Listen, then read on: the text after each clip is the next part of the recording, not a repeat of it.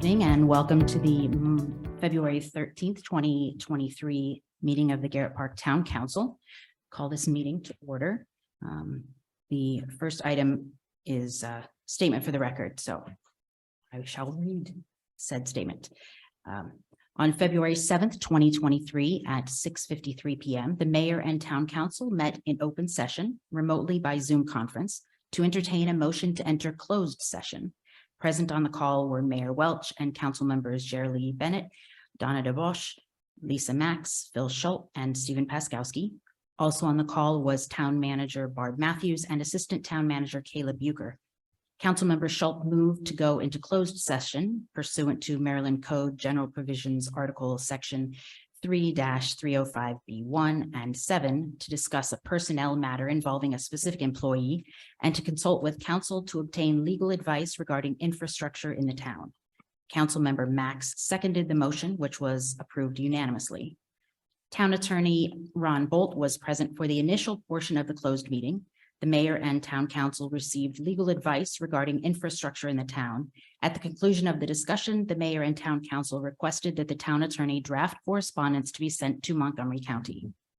The mayor and town council also discussed a personnel matter involving a specific employee. The mayor and town council agreed to honor the employee's request to transition from a full-time to a part-time schedule on a trial basis, with periodic evaluations to determine the operational impacts of the change. The closed meeting adjourned at 9:26 p.m. You have before you the agenda for tonight. Are there any changes or updates? Anything you noted? Okay. Without objection, we will approve the agenda. All right, looking at the prior council meeting for minutes. You have before you the January 9th, 2023 minutes. We have had the opportunity to look over these and make changes prior to now. Any last minute changes before we accept those minutes? No changes. No changes. Okay, well then the January council meeting minutes are approved. The time is 7:32 and we move on to presentations by residents. Are there any residents in the room who would like to speak to the council? Please state your name and address. Hi there, Stephen Welker, Weymouth Street, or 10705 Weymouth Street. I'm speaking as a president of the Citizens Association.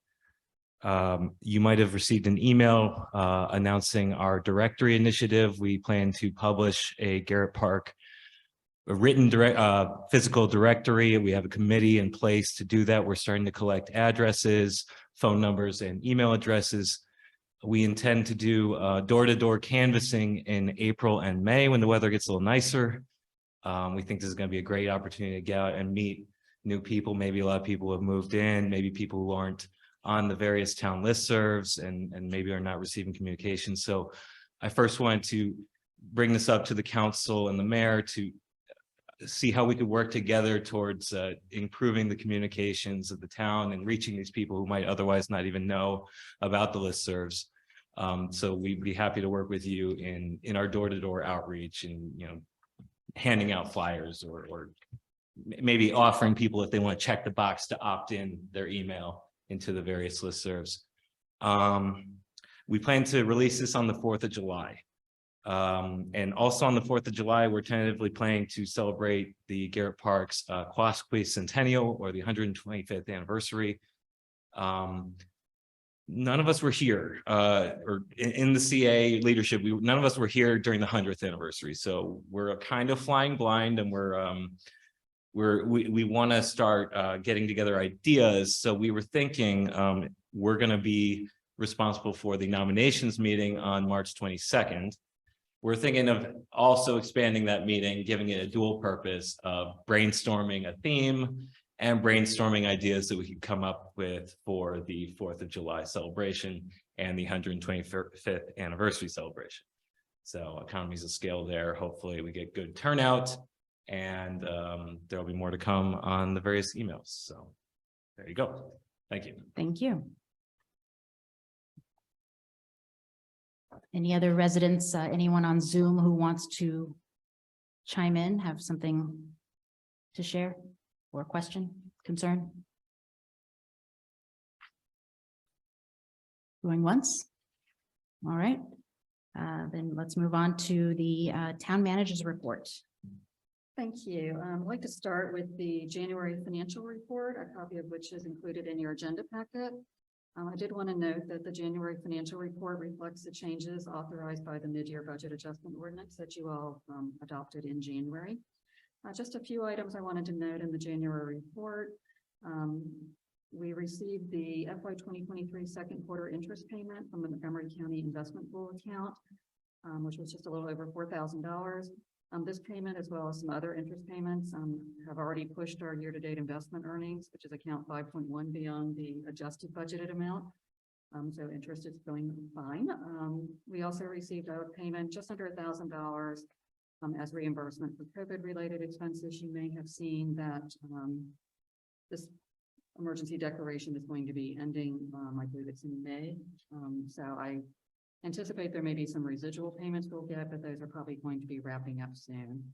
Also wanted to take this opportunity to thank our residents who, as always, were very generous in contributing for a holiday gift for the members of our trash crew. We collected $3,850, and those checks were signed, so those amounts are in the process of being distributed to the crew members. One thing I did want to note is in preparing up the January financial report, Mary Rutkey and I did notice that there was a formulaic error in the capital budget that we picked up. The specific error that was in the mid-year budget adjustment ordinance is that one of the sub-accounts in the capital budget, account number 29.0 public spaces, was not picked up. We tried a new approach in the mid-year budget adjustment ordinance, and sometimes when you do that, not all the formulas end up carrying over. What this meant is that we were basically short $41,400 in account 29.0. That was the amount that the total was understated. So in order to make everything balance, this report does reflect a transfer in the amount of $41,400 from the contingency account to account 29.1.2 other public spaces.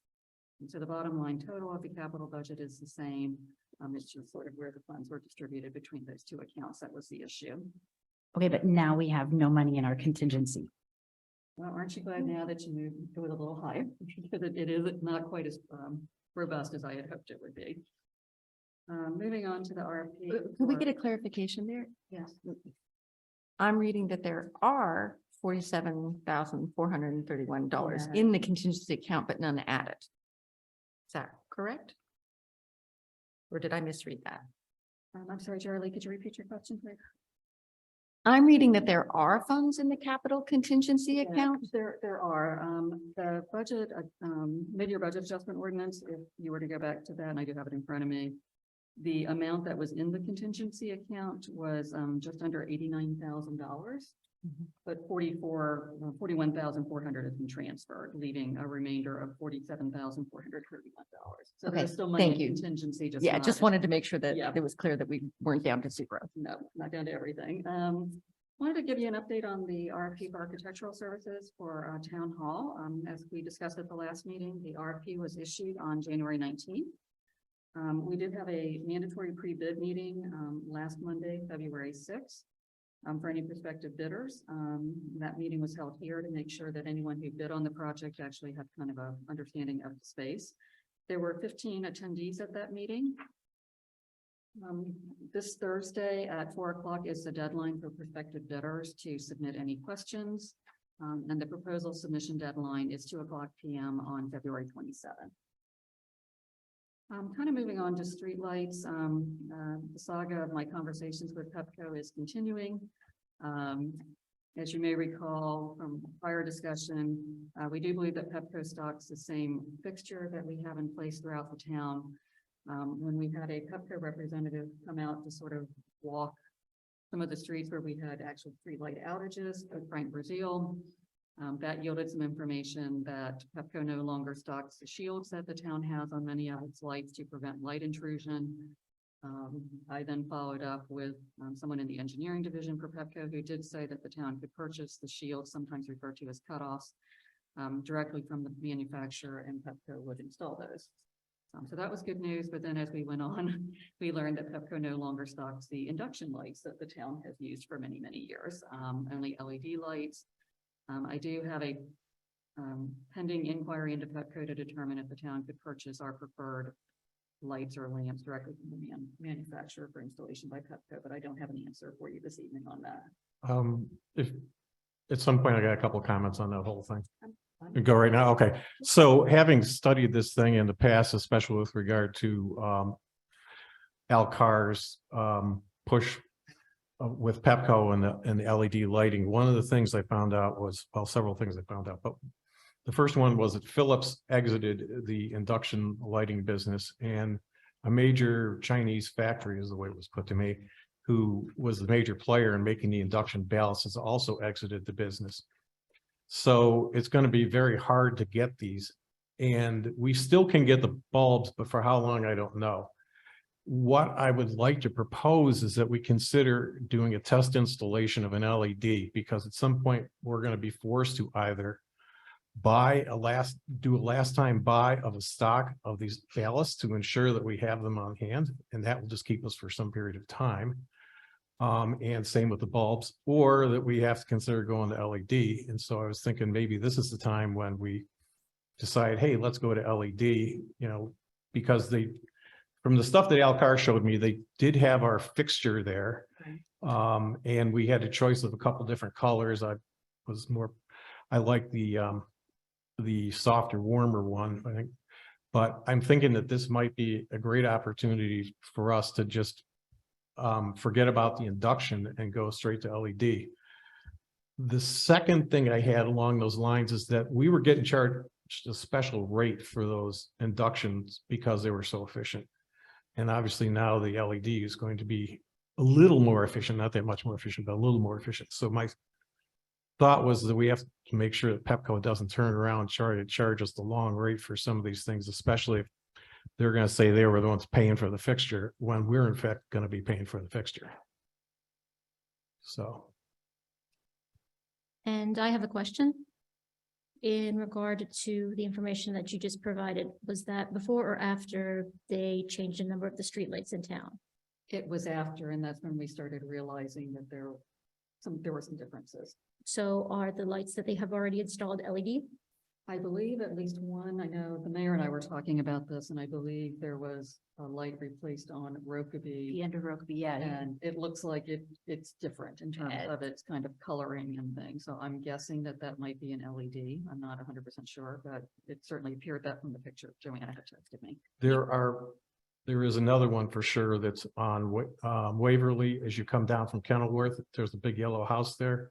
So right at the corner of their driveway, they put it in. It's a shoebox looking style, which is something that they shouldn't have done because theoretically we own all our fixtures. So You can also check the one on Claremont Place. I will do that. It is considerably brighter, but not overly so. But that could be because it's a very dark corner. Or these bulbs do wear out after a period of time. They begin to dim. So it's possible that they actually put a new one in, but I can go look at it and tell you fast enough.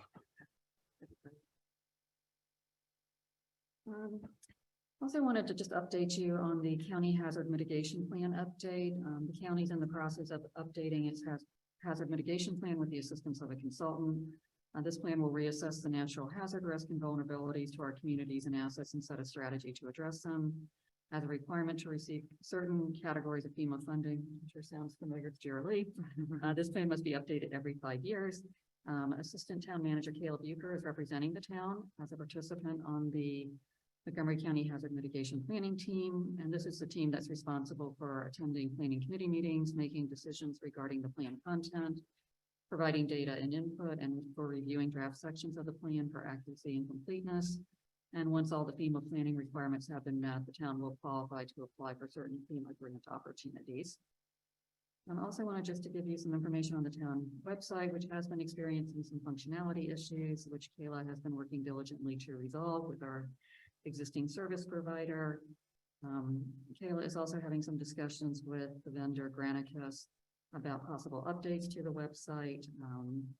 They've given us a fairly significant range of cost for any type of update, ranging from approximately 20,000 for a simple update to around 60,000 for a full overhaul.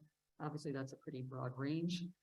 So Kayla has been meeting with them and also reviewing the documentation they're providing to try to clarify what costs the town might actually incur if we choose to stay with Granicus. She is also exploring other options for design and maintenance of an updated town website. So this is one of the items that we will be briefing you on during the FY 2024 budget work session on the 27th. And then the last item I just wanted to note is, as we always do, we include information on any new building permits that have been issued. So that information is included in my report. So with that, I'd be happy to answer any questions that anyone has. I've got a quick question. Does the disaster plan include, I'll call them man-made disasters? I assume that it was mainly natural, like derechos, tornadoes, windstorms, all this ilk. But if a train derailed, is that included or is that a different? There comes the nice to that, so when you're recording, actually hear and respond. So Councilmember Schultz, they are focusing predominantly on natural disasters, but they will have a small section detailing man-made. We are not the only community that's concerned about a train derailment. And I believe it was Kensington some years ago that also had a train derailment. So the county will have turned those incident reports over to the consultant they're working with, and they will have those files kind of say, here are the man-made hazards that we do have to be mindful of that can be compounded by natural disasters. Sure. Does anyone else have questions on hazard mitigation plan? Thank you.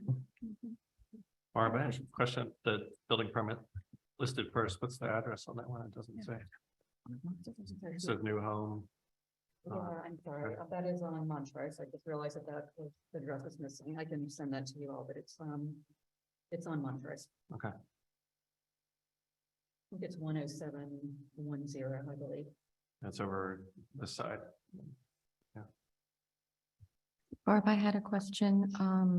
Can you give us a quick update on the compost RFP, which was issued very close in time to the town hall? Yeah, the deadline for questions was today, Kayla, is that correct? Friday, and then proposals are due Wednesday. Great, I thank should you. have something for you at your next meeting. Thank you.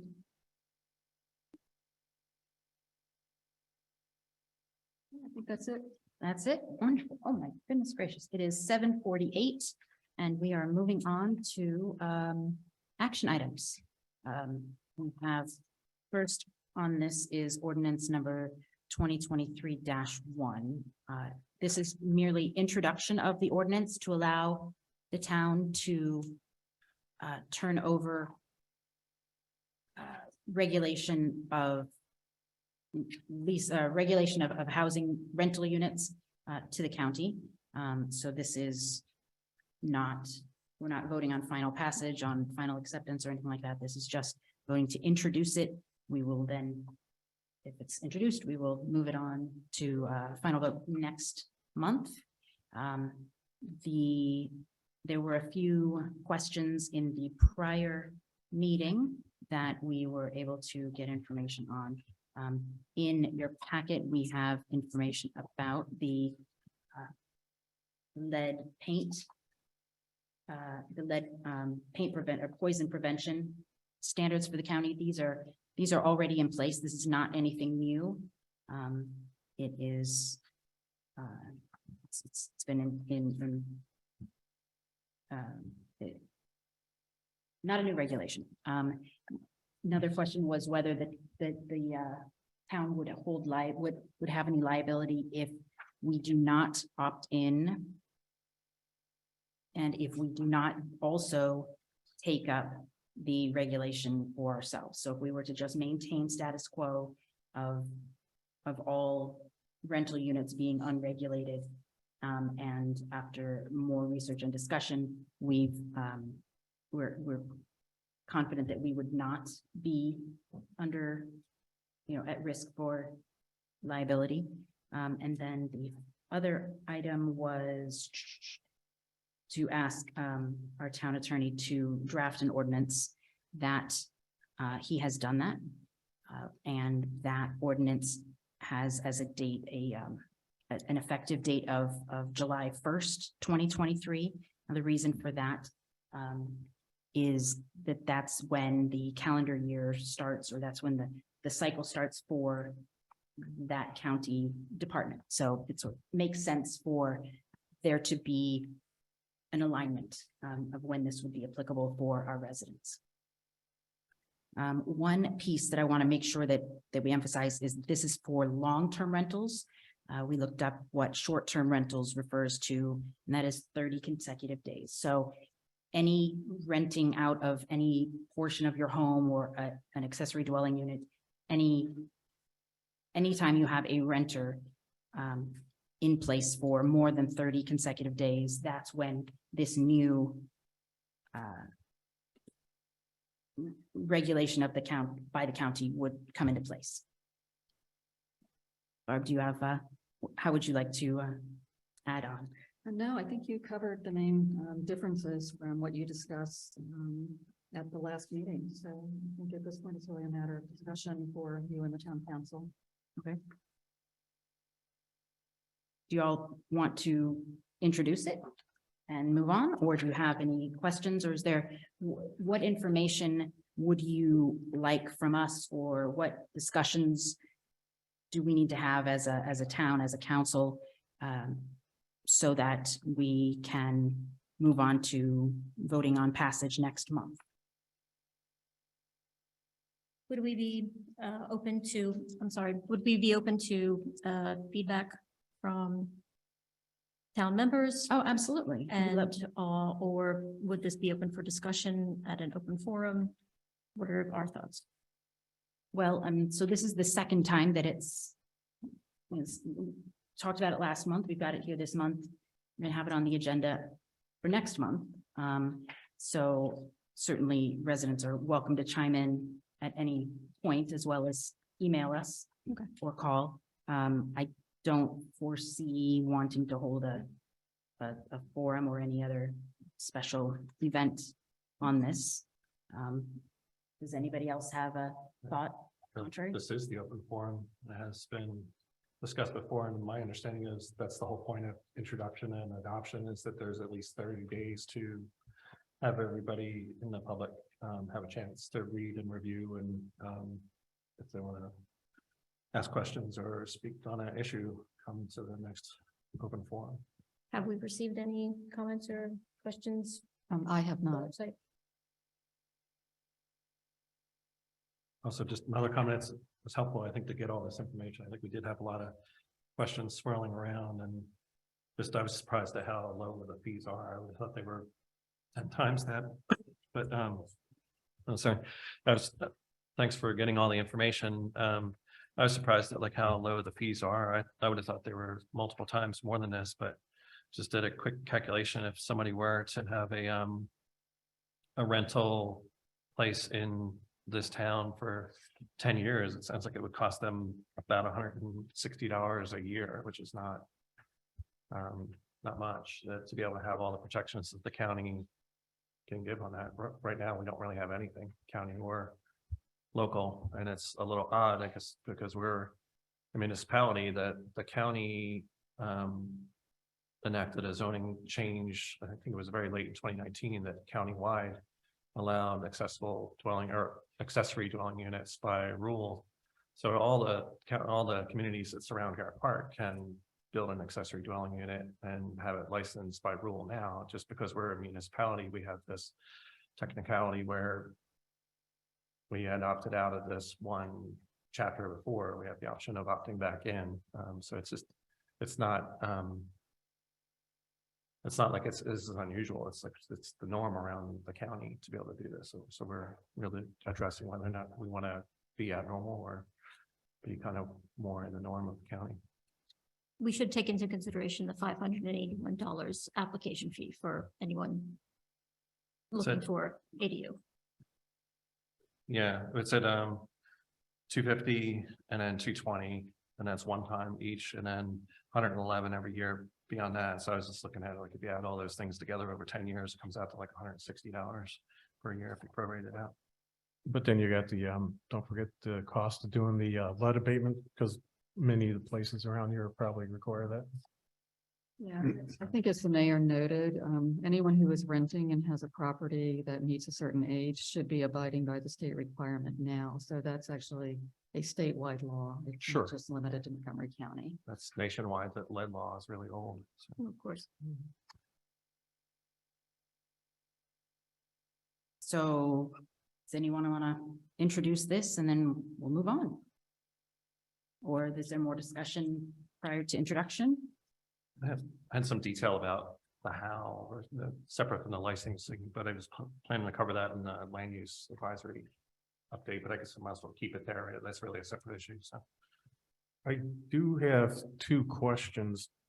One is that it says a property in the. Where are you looking? Okay, so I'm looking, and I guess it'll be, I'm using, actually it says January 9th, but I think they're both January 9th. Anyway, it was on probably one from last year, but both of them have the same thing. I just don't know where it was found, but anyway, it's second page of it, and there's bullets. Okay, overview of select chapter 29 provisions. I'm really not sure where, is this from this month's packet or is this from last month's This may packet? have been from last month, and we go for this month and find out where I found it in this month. Oh, I'm sorry, let's go to, it's the second page, Okay. first bullet. So in the second page, first bullet, it says that property is exempt from licensing if it is occupied by the owner or partial owner. The property is also exempt if it is occupied by certain relatives. Property owners with a relative or owner occupied are required to register. So does that mean that basically you wouldn't have to pay these fees, or how? I don't quite understand that. It was taken directly from the county website. I went back, Phil, and actually looked at it just to make sure I had actually written it correctly. Sure. So that is how it reads. I think what they're saying is that you can have, for example, an ADU that you have your, like an in-law suite, basically. And I think after you get through the initial establishment of an ADU, is my understanding from talking to a county staff member, then it's just a matter of registering, that the property owner is certifying, for example, in this situation, that the ADU is still occupied by a direct family member. So there has to be some tangential ownership interest, I think, of at least the people living in the property to avoid having it count as a rental property, is how the county explained it to me. So if the owner is living there and renting out their basement, but it's not a relative, so in one situation, it's a registration issue if it's immediate relative. If they're renting it out to a non-relative, then it's subject to the rental licensing procedure, not just registration. Does that help at all, Phil? Well, yeah, to some extent, although it says that the property is exempt from licensing if occupied by the owner or partial owner, and then it starts a new sentence, is also exempt if occupied by certain relatives. So it almost sounds like if you live in the place, you're exempt. I mean, this is what's, because I could understand why we never opted into this thing. Possibly, I mean, I don't know for sure, but possibly is because if, as long as you live in the same building that you're doing this ADU, you'd be able to be exempt. If your ADU is rented by someone who falls within the county's classification of relatives, then you are exempt once you establish it. I read that. I wondered if that meant for if you're renting the whole house, not necessarily an ADU. And that's, would be yes, fixed. you can rent your whole home, but then it's basically a rental property because there is a single family residential home Mhm. rate that's separate and apart from an ADU. But is this, all this fee structure, is it the same for, so some of it does talk about the whole house versus ADU. Yeah. So I wonder if that clause really is meant to be like the property in general versus an ADU. Yeah, if you'll notice, there is a rental housing license application for a single family and condominium, and there's a separate county application process if it's for an ADU. It's that first sentence that's got me. Yeah, Well, it is a little confusing, Phil, and I can follow up before the next meeting. I probably was the one who combined the two thoughts because I was trying to show where there were exemptions. Sure. But yeah, I can ask the county if they can just clarify that for me before your next meeting. It'd be good to clarify that one. I wonder if it goes back to when the county was debating whether or not to put this law, this zoning change in 2019. That's one of the things they kept pitching is it wouldn't necessarily always be somebody renting out the unit. It might be somebody who owns the property, they live in the unit, and then they rent out the main house. So Right. that was, they were trying to make it somewhat usable for people that wanted to age in place, didn't want to sell their property, but wanted to downsize. Could have something to do with Yeah, that. you may be right. Sure. I never got far enough, but on the county website, there's a Q&A about the exemption. And my understanding, it's based on fees. So once you register yourself and you register that you have an ADU, if you certify that you are not renting it, that you are in fact occupying it with your family members, you are then exempt from the fee, but you are not exempt from registering. And you have to certify that you are still owner occupied, family occupied. That is my understanding from the Q&A on the county website, but I couldn't find it in the law or the statutes range. Did it seem And that like is- all fees or just the yearly fee? The yearly fee, I think to build the ADU or to get approval, you have to get that initial fee, but after that, it's no fees if it's family occupied. That's my understanding as well. And when I talked to a county staff person, trying to find out if the fees that are tied to the establishment of an ADU were still applicable if it was for a family member. And my understanding is that they are. But as Steve said, once you've certified that it's a family member, it's just a matter of basically pledging that that's still the case from year to year. So is it possible to get confirmation whether it's not only about the family member, but whether or not your presence is necessary for this not to be considered an ADU? You can find that out. Please. Thank you. Barb, minor comment, the resolution or the draft ordinance as it's currently written does not list the pesticide ordinance as one that Garrett Park has opted into, but we did opt into that in 2020. I'm sorry, Jeremy, or the, On page attachment 1, okay, or actually it's attachment 1, the list of section 109, the list of exceptions to Montgomery County opt-ins. okay. It currently does not list the pesticide Okay. ordinance, but Garrett Park did opt in to pesticides in 2020, so we should be listing it. Yeah, I believe what happened is this was taken directly from the online version of the town code, and I think this is what happens when you try to do it manually. So I Yeah, no problem. I just want to get Yeah, it we'll update it corrected. and I'll let general code, who's helping us with the codification, know that as well. Great, thank you. And Jerry, what was the roughly the time frame of that? 2020? Okay. No, I've got another question that might come up later on, but will this affect our overlay zone? Or will?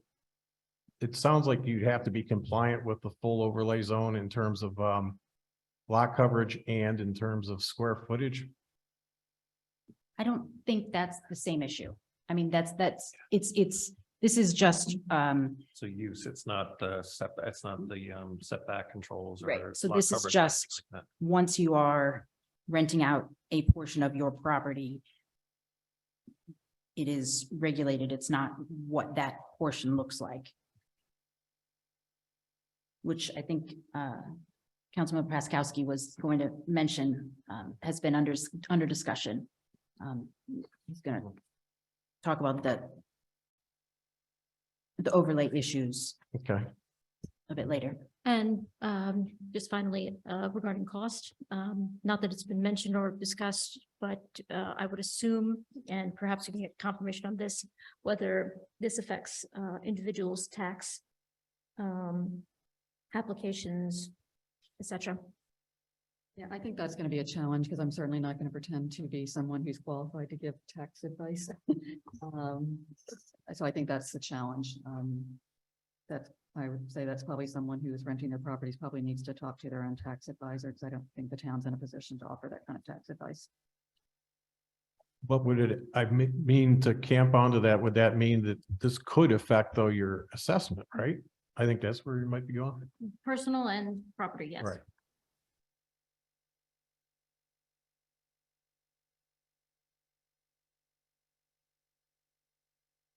I mean, I think the assessments, obviously, I would say most assessments are generally done, kind of windshield assessments is sometimes what they're called, but certainly they look at the usable square footage. This would be no different than if I renovated my basement for my own family's use and it has more usable square footage, that could impact my assessment. So I can check with that. I'm not sure how detailed SDAT gets into that, because the state's obviously the one doing the assessments, not the county. But this doesn't apply just to a separate apartment. This also applies to, I have an extra bedroom in my house. I'm renting out just the bedroom. So it's not changing necessarily. It's not necessarily adding on to the livable space on the property. Right, the state's gonna, I mean, if you look at your own tax bills, the state's gonna look at the size of your lot for assessment purposes and also the square footage of your structure. I'm not sure that once again, I'm not the assessor for the state, but I don't believe that whether or not you rent is going to be something that's going to play into the assessor's determination. They're just looking at the usable square footage of a property. But it would potentially, I mean, I know nothing about this except the tiny bit that I'm going to say, which is, I mean, if you're getting rental income, that is something that is requested on. You should be reporting Tax that on your filings. taxes. Right. Yes. So, I mean, I'm just making sure that all the costs associated with such are taken into consideration. Yeah, I think what the mayor's saying, though, if someone is renting their Understand. property and collecting income, they should be reporting that by law now to the state and to the federal government, but that's not something that the county is going to get into or anything like that. and that's not something that changes just by us opting into Right. this chapter of the county code. And this only applies, as I understand it, to places that have cooking units amongst other things. There's a certain group of things. Yeah, I mean, typically, and this comes up in every jurisdiction that I've worked in. Typically, to meet an ADU, there's certain things that you have to have. So you have, independent restroom facilities, you have a range. So there's a number of things that Yes. basically get taken into account, whether something qualifies as an ADU or not. That's what I thought was the crux of this, that it's really a separate unit that you're renting Right. out. You're giving somebody their own, or you're renting somebody their own private space with their own key, their own cooking, Right. makes it different than renting out a room or. But I don't think that's the case. I don't think that's what this is. But it's true with the ADU, you have to have a certain number. Right, but Footage for that's kitchen, et cetera, et cetera. right, but that's not what this is. This chapter 29 is No. purely dealing with landlord-tenant relations, regardless of what the unit is, what the space they occupy. Yeah, but I think So the it covers both, doesn't it? And Right. I mean, I think obviously as Steve can attest, DPS is going to be the one who's generally looking to see whether, when plans come in, whether something qualifies as an ADU. If you do not, the most common one, and the way candidly a lot of people skirt the law is you don't have, a range, a stovetop. If you don't have that, then basically it does not qualify as an ADU. So usually it's, separate entrances, you have a stove, you have separate restroom facilities. There's probably more than that, but those are the things that typically qualify something as an ADU. Or if you don't have that, by contrast, it doesn't qualify as an ADU. So which would mean a bedroom is not an ADU, But nor is it I- under the same laws. Or is it- Right. is it a- It's not an ADU, but it could fall under the landlord tenant affairs law in terms of being a regulated rental unit, even if it's not an ADU. Yeah, I mean, if someone has, the owner is occupying a home and chooses to rent out an individual room. This is kind of the area Phil was talking about, kind of the overview of chapter 29. Room rentals are also exempt if someone who has an ownership interest in the property occupies it and rents out a room. So does that mean it doesn't cover, it? That chapter 29 is not applicable to that situation. Which is what we're discussing? Correct. for So a you're single really- room. For a It's single really room. renting This an is not for entire- a single room. so it's either renting, Renting a dwelling, it's either Just a a whole dwelling, house or, Dwelling or nothing. yeah. like your own separate dwelling, not a room within a dwelling. Which kind of squares. So a squares with basement my- apartment, yeah. any accessory, like a separate building, any separate entrance, full apartment. Yeah. Or full, Your own place with your own address, yeah. You would have to basically it'd have to qualify as an ADU under the, right? Under the definition. Someone could also rent out their entire home. They're going overseas for a couple years and they rent Sure. out their home. That would be subject to licensure. Yeah. They're not just ADUs. We don't have any condominiums or townhouses, otherwise those would also be subject to this. And it's not to say that it hasn't occurred in town before, but you're not supposed to have a boarding house, which I think is also exempt from this too, right? Like where somebody's renting out all the rooms of a house. Right, and there has to be, yeah, I think the exemption, if you're renting out rooms, the owner of the property needs to be residing in the home. It has happened here before. Yeah. I think it finally stopped, thankfully.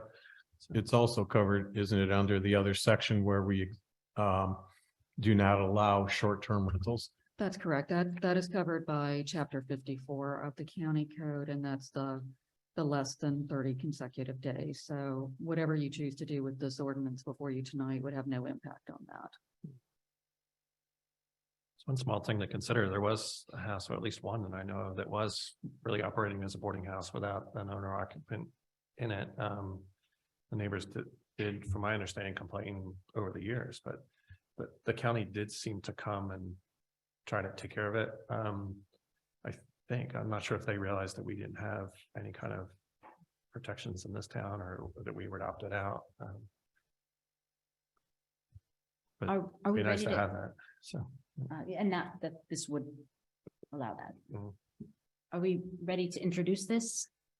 We get somebody to move to introduce this ordinance? Joanna, I do wonder, would you be willing to check, even though we already covered residents' presentations, just check and see if any of the many people who are online have any comments, since this is our opportunity for public input? Sure. Anyone joining us by Zoom who wants to, or has something you need for us to know about this topic?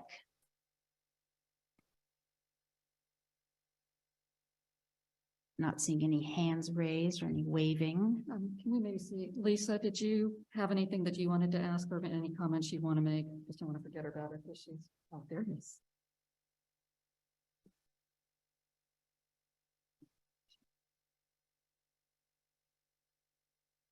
Did you hear me? Yeah, we can hear you, Lisa. Okay, good. Did you have any questions? Okay. Okay, Thank you. thank you for that reminder. Now get a council member to introduce this ordinance, please.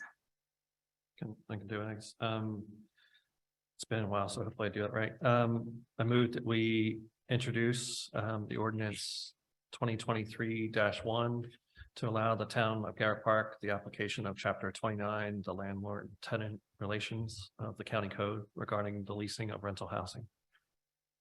All those in, the second, please. Could we add the amendment to clarify the opt-in section at the end? Please, Yes, could you? just say as amended. I think that works, Oh, right? as amended. I would second it with that amendment. Okay, all those in favor? All right. Aye. Aye. Any opposed? I, Okay, Abstain. okay, so we have 4 ayes and 1 abstention. She was an aye. Was she like? She was. Unclear to me. It was. Councilmember. I Max was an I. I'm an I. Thank you, Lisa. Just wanted to be sure. Okay. All right, so we will bring this back next month for a final vote, and we welcome additional conversation on this topic, so we make sure that we get it right. The time is 8:14. We're moving on to resolution number 2023-1, the personnel manual adoption of this. This was introduced in October, I believe, was when we introduced this resolution. And we have Here for the update and additional information, Assistant Town Manager Caleb Euchre. Mayor Welch is correct. This was originally brought before council in October of 2022. But given that it's been a few months, I'm happy to recap if you have questions beyond what's covered in the memo. For those who haven't read the memo or who need the refresher, we're really looking for one, to be compliant with state and federal law about how we treat employees. One of the big ones was the adoption of the Maryland Healthy Working Families Act of 2018 that specified a minimum standard for sick leave for an employer the size of Garrett Park. The town does qualify under the exemption because our existing sick leave policy met or exceeded the minimum standard. But we do want to make sure that our manual contains an acknowledgement of the act and that we can confidently say that we are choosing to continue with our robust sick leave. Because we are now looking at employees having the option of part-time, as discussed in the closed session, the proposed manual does include a provision for the prorated accrual of sick leave. It would still be compliant with the requirements under the Maryland Healthy Working Families Act. And it would just otherwise be the same, just slower to accrue. There are a handful of other state and federal acts that are mentioned. For the most part, the town needs to acknowledge them, and generally based on the size, the town is not as an employer required to have a plan in place for them. The one potential kind of caveat to this is the Maryland Time to Care Act that was only adopted back in fall of 2022. The state has not yet released guidance on how that act would play out for an employer the size of Garrett Park. That guidance is expected by June 1. And that's part of why in the memo, the manual is flagged for potential review and revision in late spring, early summer, once we have that information. One of the changes from when you first saw this memo and document in October is the mention of the town charter. The town did have this document looked at by town attorney Ron Volt and by a lawyer who specializes in employment law. Town manager Matthews would have to give you the name. I can only remember that the gentleman goes by Skip, and I cannot recall his firm. But they did note some language. The manual now has a clarification of who has the authority to hire, fire, and how that interacts with the town manager's authority. I believe this was partially covered at the closed session, as you all heard. The next phase of change, to be consistent, the largest one there is the town payment of insurance premiums. I know there had been some conversation last week about whether the town would require part-time employees to contribute towards their own insurance premiums, or if there would be a carve out for existing employees and any future part-time employees would be expected to contribute. So we are asking for clarification just so we can finalize the wording in the personnel manual. Looking at the rest of the memo, it's mostly just clarifying changes and changes for consistency. If there's a particular policy you have questions about, I am happy to answer those questions. So the big question that we're asked, that we need to confirm is treatment of health insurance premium payment for part-timers. That is correct. That's the big sort of conceptual thing that we need to nail down and confirm. Yes, and once you do that, then you can move to adopt it via resolution. We did have the hope that it could be adopted tonight and go into effect March 1, just for some ease of transition when Mary Rutke has to do updated withholdings for retirement and for potential leave accrual. So we would really like to. Okay. Your recommendation about prorating the town contribution for part-time health insurance is based on consultation with several other municipalities around here. That's correct. And so we fall in the middle. Some other municipalities don't contribute or don't allow part-timers to be part of their insurance group. Others pay the entire premium, whether they're full-time or part-time, and others have this prorated. I would say the majority of surveyed municipalities fall into that middle section of they do prorate the insurance premium. In large part because no one wants to be in a situation where a community is paying more for a benefit than they are an actual salary to a staff person. And I believe Town Manager Matthews shared some information about what the town premium looks like and what that contribution could look like.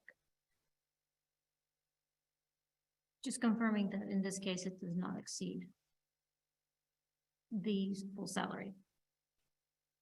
Given that we have not yet transitioned that employee to a part-time schedule, I don't believe for this year, and I will tag in Manager Matthews for help here. It would likely not this year because the person has individual coverage. That's part of the information I sent you, obviously looking at this more holistically beyond one individual. Is certainly if the town were to provide the same level of coverage as they do for full-time employees and a part-time employee were to elect dependent coverage, you could very easily get into a situation with full family coverage where the cost of the benefits to the town exceeds what we're actually paying the employee.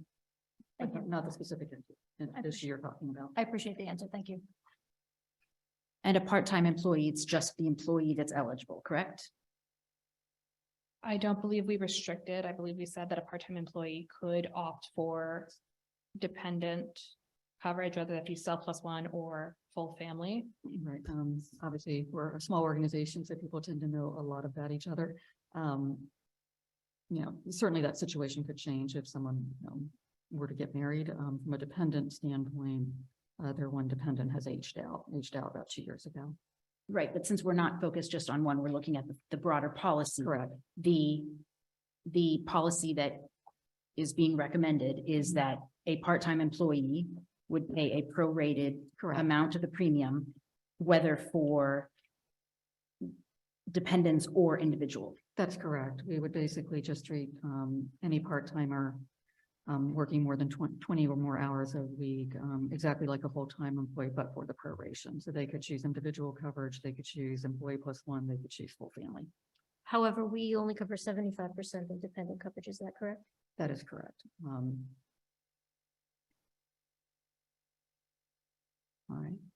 I'm sorry, what was your question? My comment is that Garrett Park only covers 75% of any dependent costs for full-time. insurance. Thanks.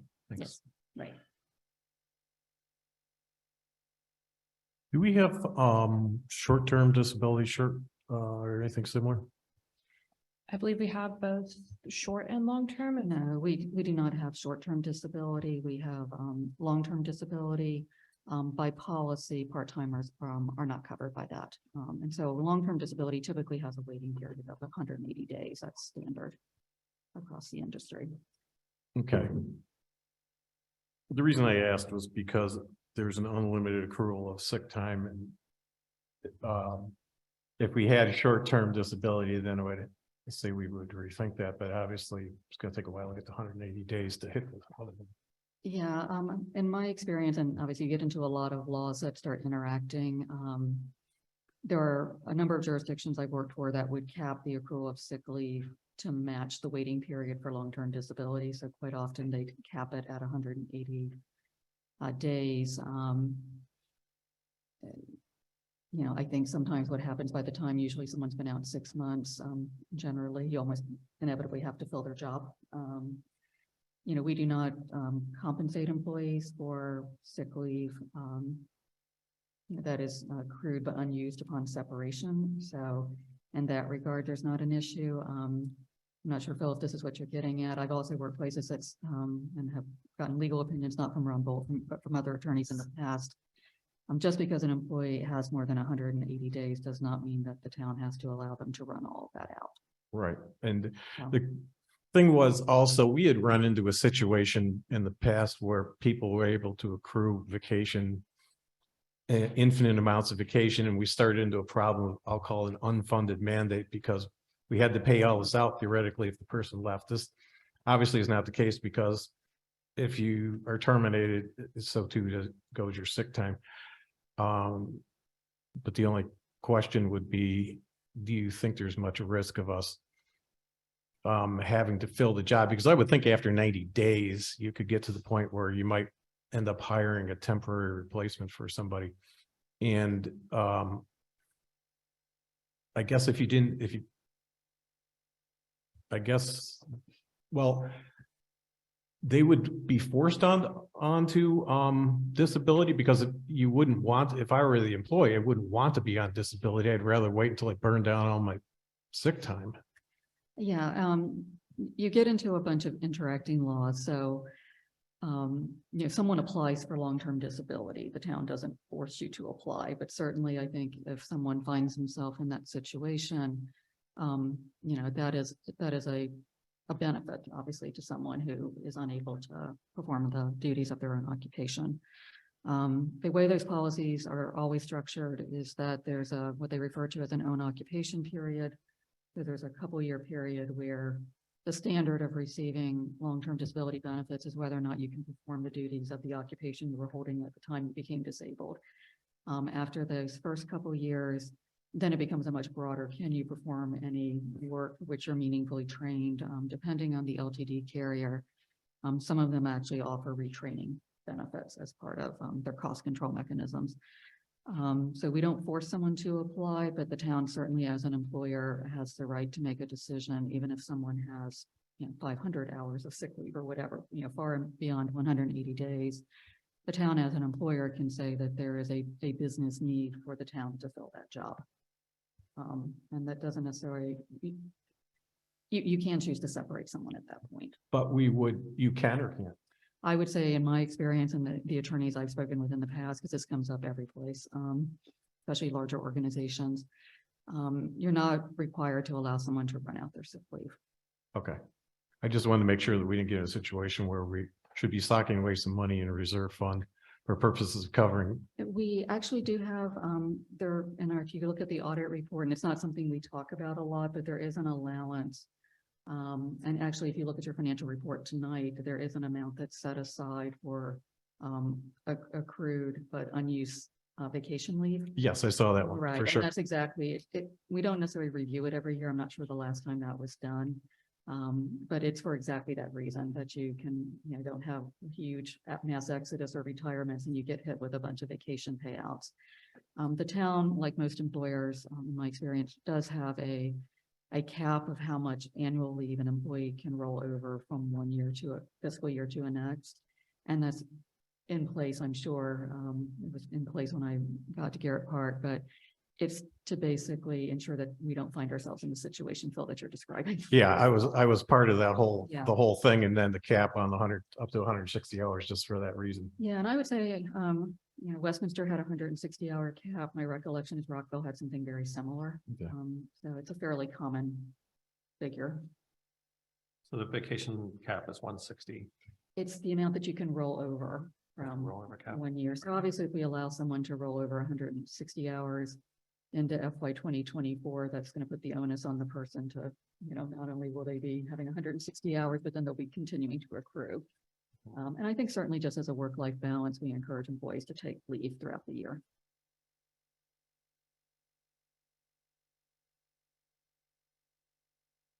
So aside from voting on approval or adoption of this ordinance, of this resolution, are you all okay with the policy of a part-timer working at least 20 hours a week, having the town paying a prorated portion, allowing them to continue on our insurance? I would like to recommend paying 100% of insurance, and if for future reference, it would need to be considered that only applies to the employee, not necessarily family members, in order to prevent the situation Barb was describing earlier. Donna, may I clarify something? Yes, ma'am. Are we talking 100% for individual coverage for a part-timer, or are you broadening the 100% to the 75-25 we have now in place for our employees for dependent coverage. To 100% for the, part-time employee. For individual. Yes, coverage. for individual coverage. Thank you. Okay, so for individual coverage, it would be the same as you're proposing, that it be the same as for full-time employee, Yes, but then no coverage at all for, or at least no payment of premium for dependents. yes. Okay. How do y'all feel about that? Lisa, we'll be looking to hear from you on this. I would vote for pro rata as the staff recommends for part-time employees for benefits. Okay, I think there was a comment. There might have been something in the chat. There was a resident who basically said health insurance should be for families. Be what? For families, For families. okay? Let's hear from, we got three others to hear from about whether to do 100% for the employee, even at, or for a part-time employee, 100% premium paid by the town versus a prorated portion of that premium. Can I get clarification? I think I'd still have the same question Barb had. Are we talking about 100% like, so you work 40 hours, you get 75% is covered by the town, 25 by the employee. So Donna, you're saying that the part-time employee would get the same 75%?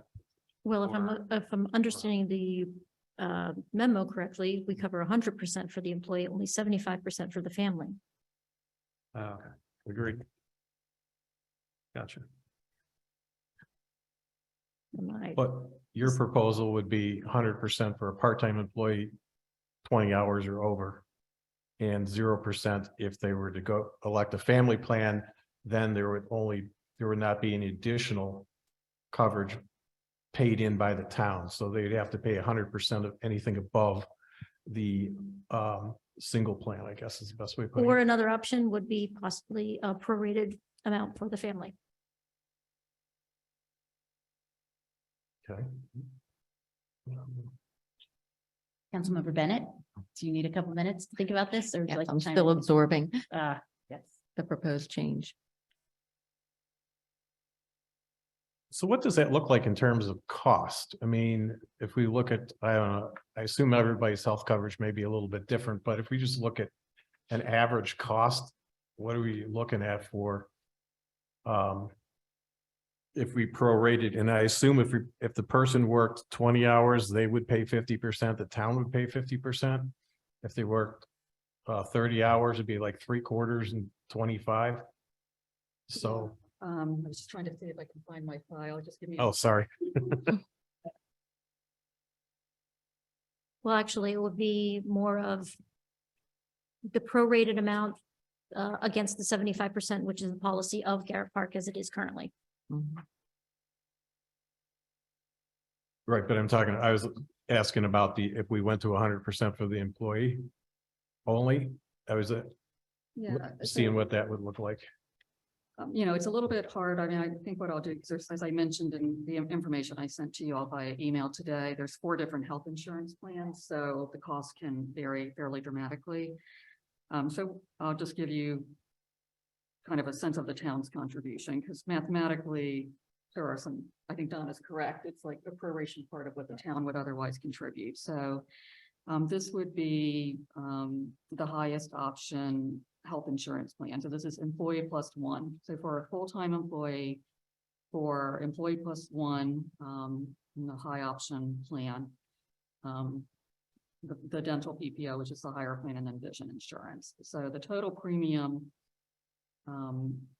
for all of that is $20,931.24. The town would pay for a full-time employee, $15,698.43. For that same example, with someone working 20 hours a week, obviously the cost of the premium that the town pays the county is exactly the same. But since they're working half the time that a full-time employee would, the town for that individual would contribute, this is annually, $7,849.22.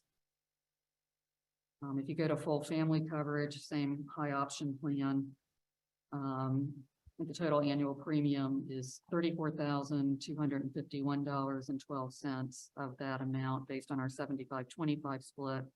For a full-time employee, the town pays $25,688.34. That for that same coverage level for an employee working 20 hours a week, the town's contribution would be $12,844.17. So basically, everything's keying off the town's contribution amount, and then whatever is left basically is what the employee would pay. Is that helpful? It is, and then you had, in your email, you'd made another statement. I believe that for the people who are working full-time, they've opted for the better plan, given the fact it's at 100%. That's, yeah, So- pretty much across the board. If we looked at this, if we went to 100%, then I would expect that the part-time employee would opt for the better plan unless they had a dependent, in which case they may opt for a lower plan just because they wanted to get out from underneath some of the payments. Yeah, so the other part that might be interesting, so I looked at the difference sort of between the two plans, if you're a part-time employee working 20 hours a week. So the lowest option plan offered by the county is Kaiser HMO option. So if someone picked a 20-hour a week employee with the town, picked the Kaiser HMO option, their payroll deduction for 26 times a year for full family would be $639.07. If that same employee working 20 hours a week picked the highest option, Care First plan, their payroll deduction would be $823.34. So to some degree, the part-time employee, can control his or her cost by which plan they choose, they elect. There can be some pretty big swings for them. And that's per 2-week paycheck, That's correct? correct. Yeah, it's 26 times a year.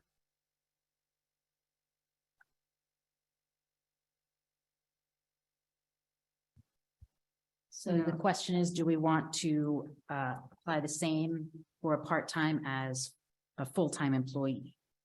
And Joanne, I may just share just because I think we've been using this 20-hour week example. So a part-time employee working 20 hours a week who has individual coverage,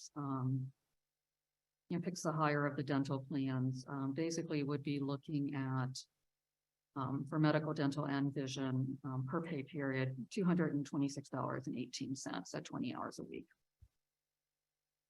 I don't know if any of you know anybody who's ever had to go into any of the state exchanges.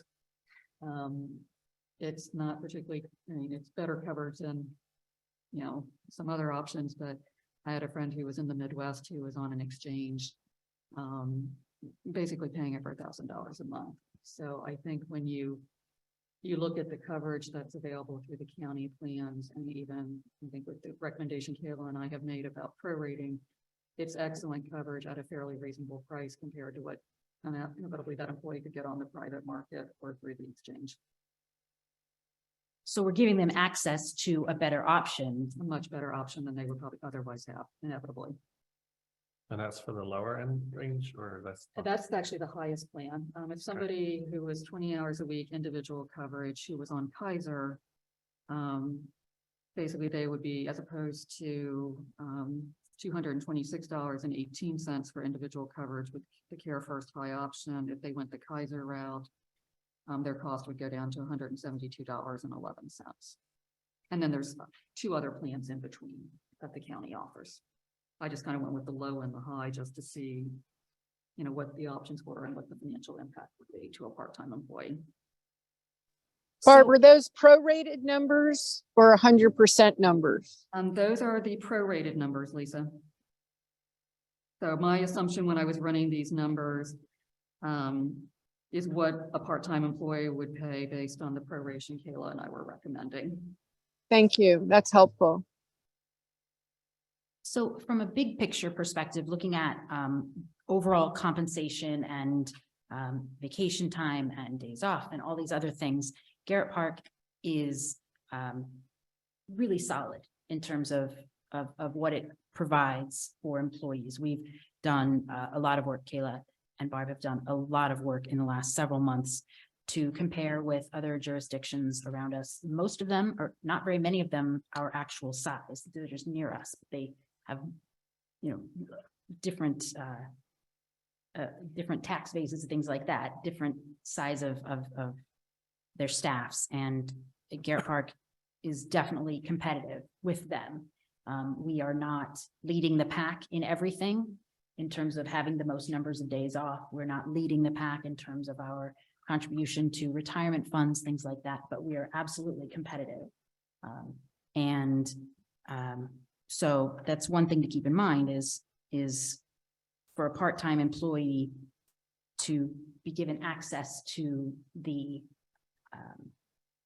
to our plan is a positive thing, just to not have to go out onto the open market. So what we need to decide is, are we going to, for a future employee, current, future, anything, if we hire them at 20 hours a week, are they going to have access to our paying the same amount of their health insurance premium as if they worked full-time for us? If I may, I think we live in Garrett Park, which is Garrett Park, and we know our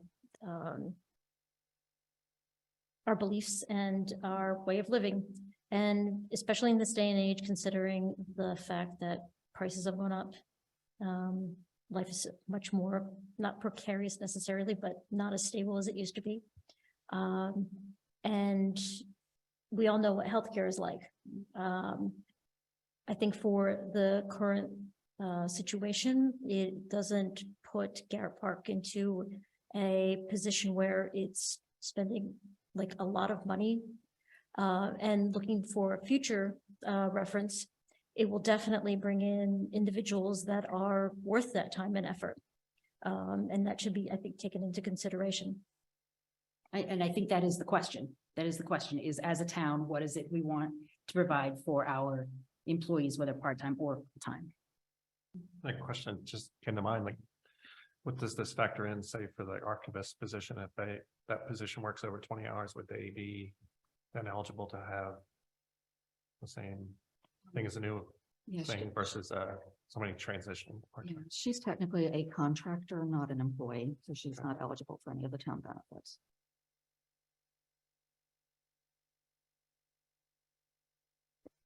May I just ask a logistical question for clarity? We reviewed the personnel manual at a previous meeting. Yes. We're reviewing it again tonight, but are we voting on, like, when does it become final? What is the next step after? What are we voting on tonight? And what is the next step after tonight? Final adoption. Tonight, the vote is final adoption, but what is written in here, what was recommended, is being proposed to change. We're proposing Right, to final amend- adoption with changes. Right, exactly. Yes. Thank you.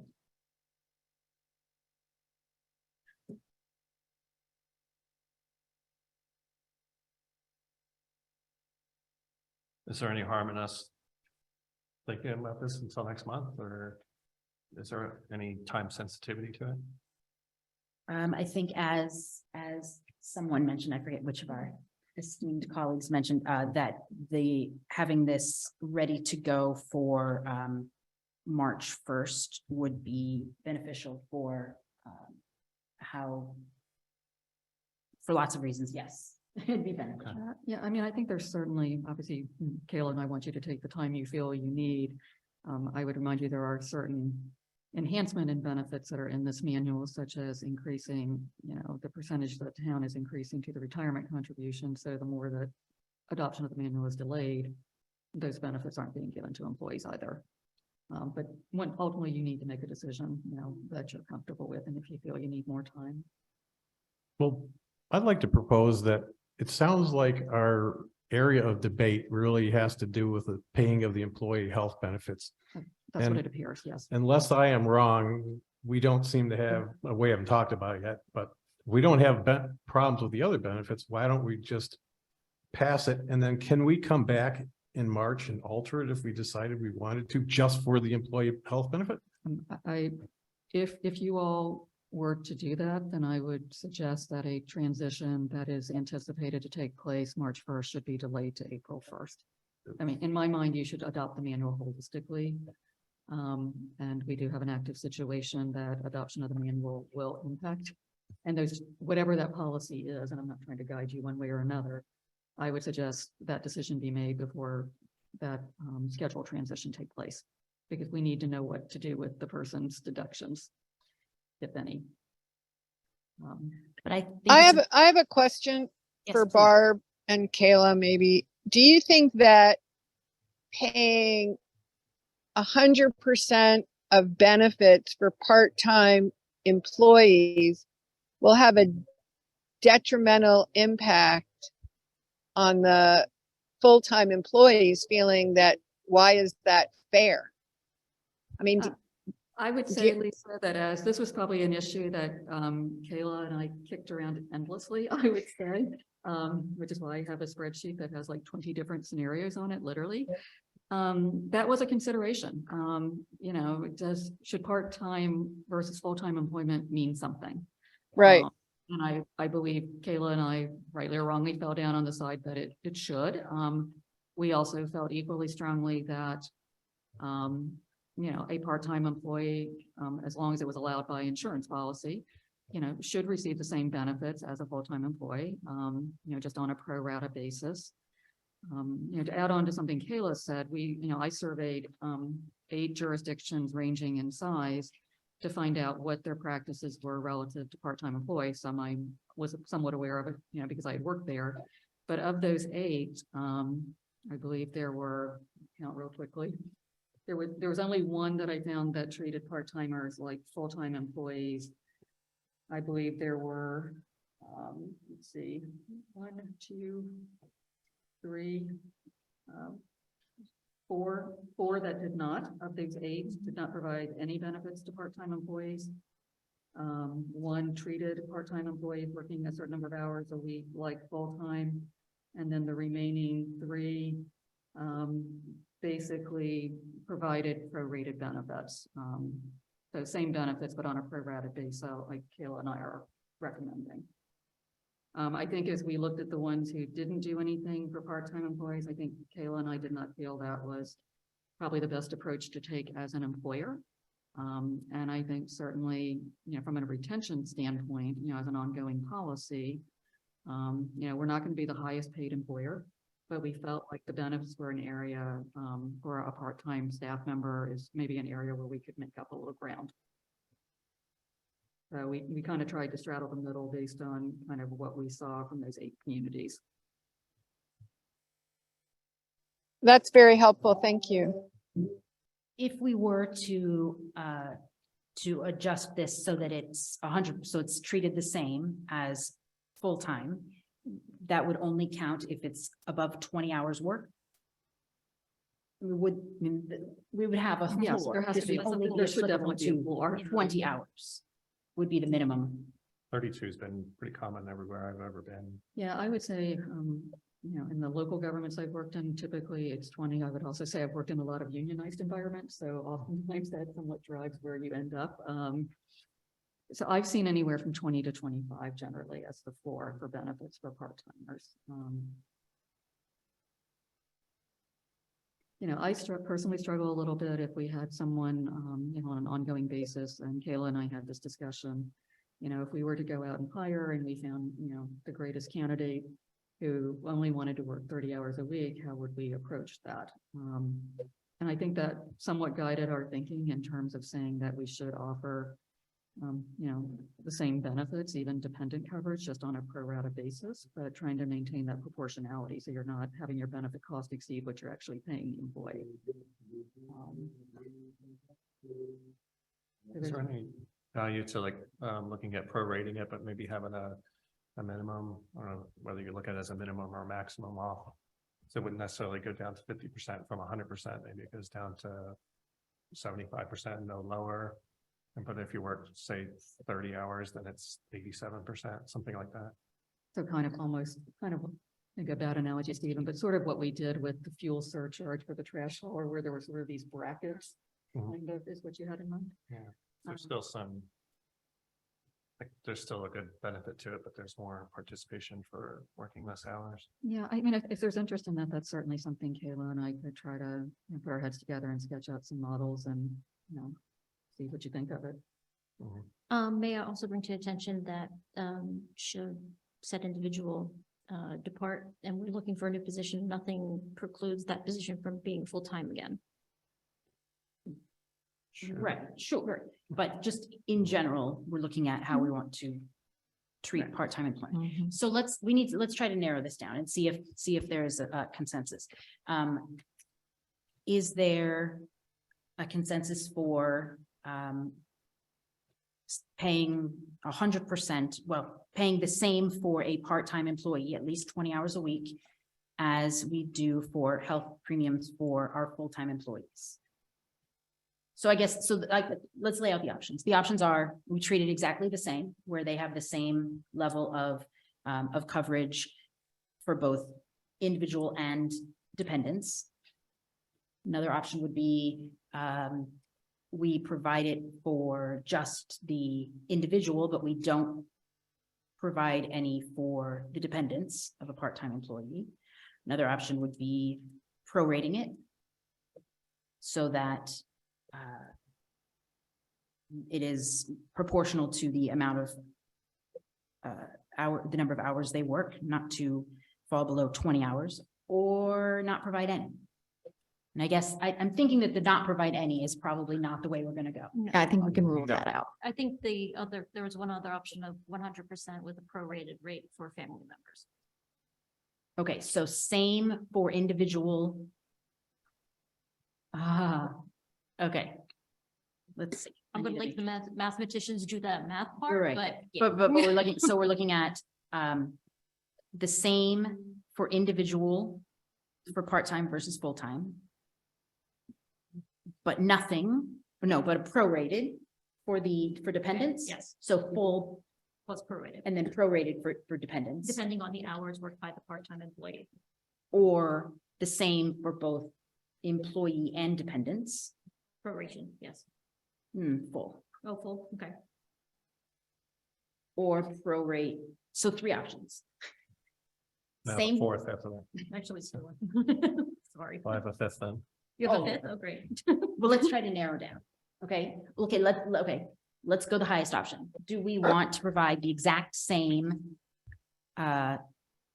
for full-time employee or for part-time as full-time for both individual coverage as well as dependent coverage? 100, where it's the exact same treatment when an employee is part-time. But caveat question about that, is it legally possible to have such a policy for current, like when this is enacted, current employees to be able to transition to part-time, but not necessarily new employees coming on part-time? I Yes, wonder if that's- there'd be at risk of like 5 people. No, that's part-time. legal. You could, I mean, you see it all the time, particularly with like post-retirement health benefits, because every employer in the world's running away from that. You could choose to say that for, we're talking about a March 1st effective date for any employee employed by the town prior to March 1st. They're essentially grandfathered in and their health insurance would continue under the same conditions as they have. And then basically put the policy in place that Kayla and I've recommended for anyone hired after March 1st. That's certainly legal if you prefer to do that. Yeah, that's what we talked about like the other day. I think that, to me, that's the best way of going, but. I think it would be unlikely, but it'd be troubling a little bit if we did have all of a sudden, like 10 years from now, an army of part-time people with full-time benefits. Well, but we're not obligated to Right. allow people Hire. to go part-time. You could hire out consultants, as many companies unfortunately do. Yeah, Yeah. so that's certainly an option you all could consider. I think what Kayla and I would need to do is to, there's a number of sections in the manual that would be impacted. For example, like right now, the definition of a part-time employee specifically states that they'll be entitled to all the same benefits on a pro rata basis. So if that's the direction that you all are leaning or prefer or considering, I guess what you would probably need to do is just give us the okay that that's what you want to do, and then direct us to make whatever changes are necessary in the manual to comply with that direction. So if we can come to consensus, if we can decide where we want to go with this provision, we could then vote for approval upon that implementation. We wouldn't have to wait for this to come back in a month. Correct. Yes, you would just, as I said, Okay. just basically vote to approve the manual with that modification and give Kayla and I the latitude to make whatever changes are needed throughout the document to ensure compliance. Okay. I would love to get this done tonight. I don't want to have to, send this back. So let's figure out where the commonality is. Do we have 3 votes for treating a part-time employee the same for individual and dependent coverage as a full-time employee?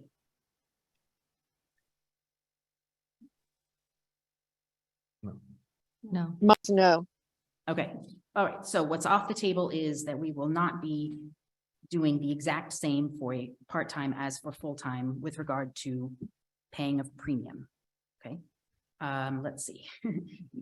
So what about full-time or part-time employee coverage of the individual would be the same as full-time employee.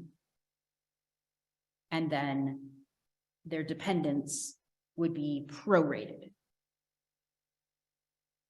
I'd vote for that. My vote again is no. Okay, I vote for that. But I do have to ask, do we want to do the exemption thing? Because I think the exemption, the grandfathering of anybody who was employed before March 1st, if we do that, that might, I'm not sure if that's going to change the way people think. Because I'm thinking that if we grandfathered anybody who was employed before March 1st at their current benefit rates, anybody after March 1st would be on whatever we're about to decide. Well, the onus becomes on the council and the mayor to decide whether or not that individual becomes hired at all. right. So are we gonna, Yes. so do we want to split this into our current, Right. do we want to split this into our current staffing grandfathered in for whatever decisions we're about to make? And something different for anyone hired after March 1st? That would be my preference. Okay, Lisa, do you have a preference as to grandfathering in the current staff versus? what I think it should be pro rata by hours for benefits, period. I don't think I want to put the town in a position of encouraging people to get essentially twice as many benefits for half as much work. That would be my vote. And so you, that applies for both the current staff as well as future staff. You don't want a grandfathered in clause. Correct. Okay, all right. What's your grandfathered in? I mean, because, Need little cards. yeah. So no, not grandfathered 100% prorated for family. No grandfathering. And that's new and existing and. new. And yes, existing and future. Okay, so individual would be same. Dependents would be pro rata. No grandfather. So what we decide now is for both current and future employees. All right. So 1 vote for same individual, prorated dependents, and no grandfathering in.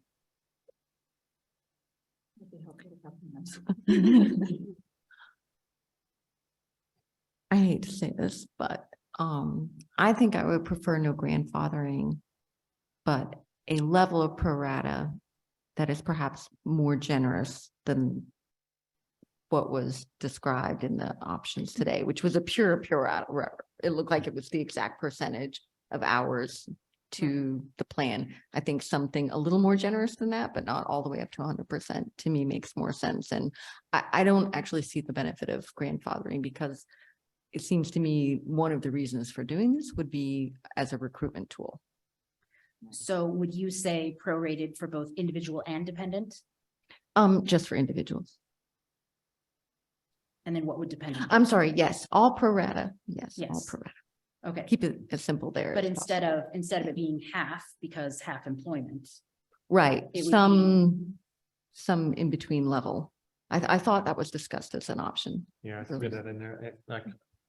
I would kind of second Jerry's thought out too. I think that one gives me a little bit more comfort too, like something where there's more benefit to working some of those hours, but you're not penalized all the way back to 50%, but you're not getting 100%. So something in between. I have been scribbling notes as various options are discussed, so please, my apologies if my math is wonky. Would it be something of interest where we say the town, rather than do a true 50-50 split, we start at 60 or 65% contribution towards a premium at 20 hours. If you work 30 hours, you go up to 75%. And then if you're less than 40 hours, we cap you out at, let's say, 85%. Is that more in line with where you'd like to be while still having some level of proration? Yeah, I mean, I think that's where this gets dicey. Once you start moving away from the actual hours worked, what's the proper banding? Westminster, if I recall, treated anyone who was 35 hour, between 35 and 40, and they did have employees that fit into that, like had a 35-hour week schedule. They treated 35 hours a week as full-time. Now, I would say that for health insurance, not all insurance policies are going to do that, but we do have the right under, as a participating agency, to determine our own criteria. I confirm that with the county. So that is one option, is to say if you're 35 or above, we're gonna, 35 hours, but less than 40, we'll treat you as full-time.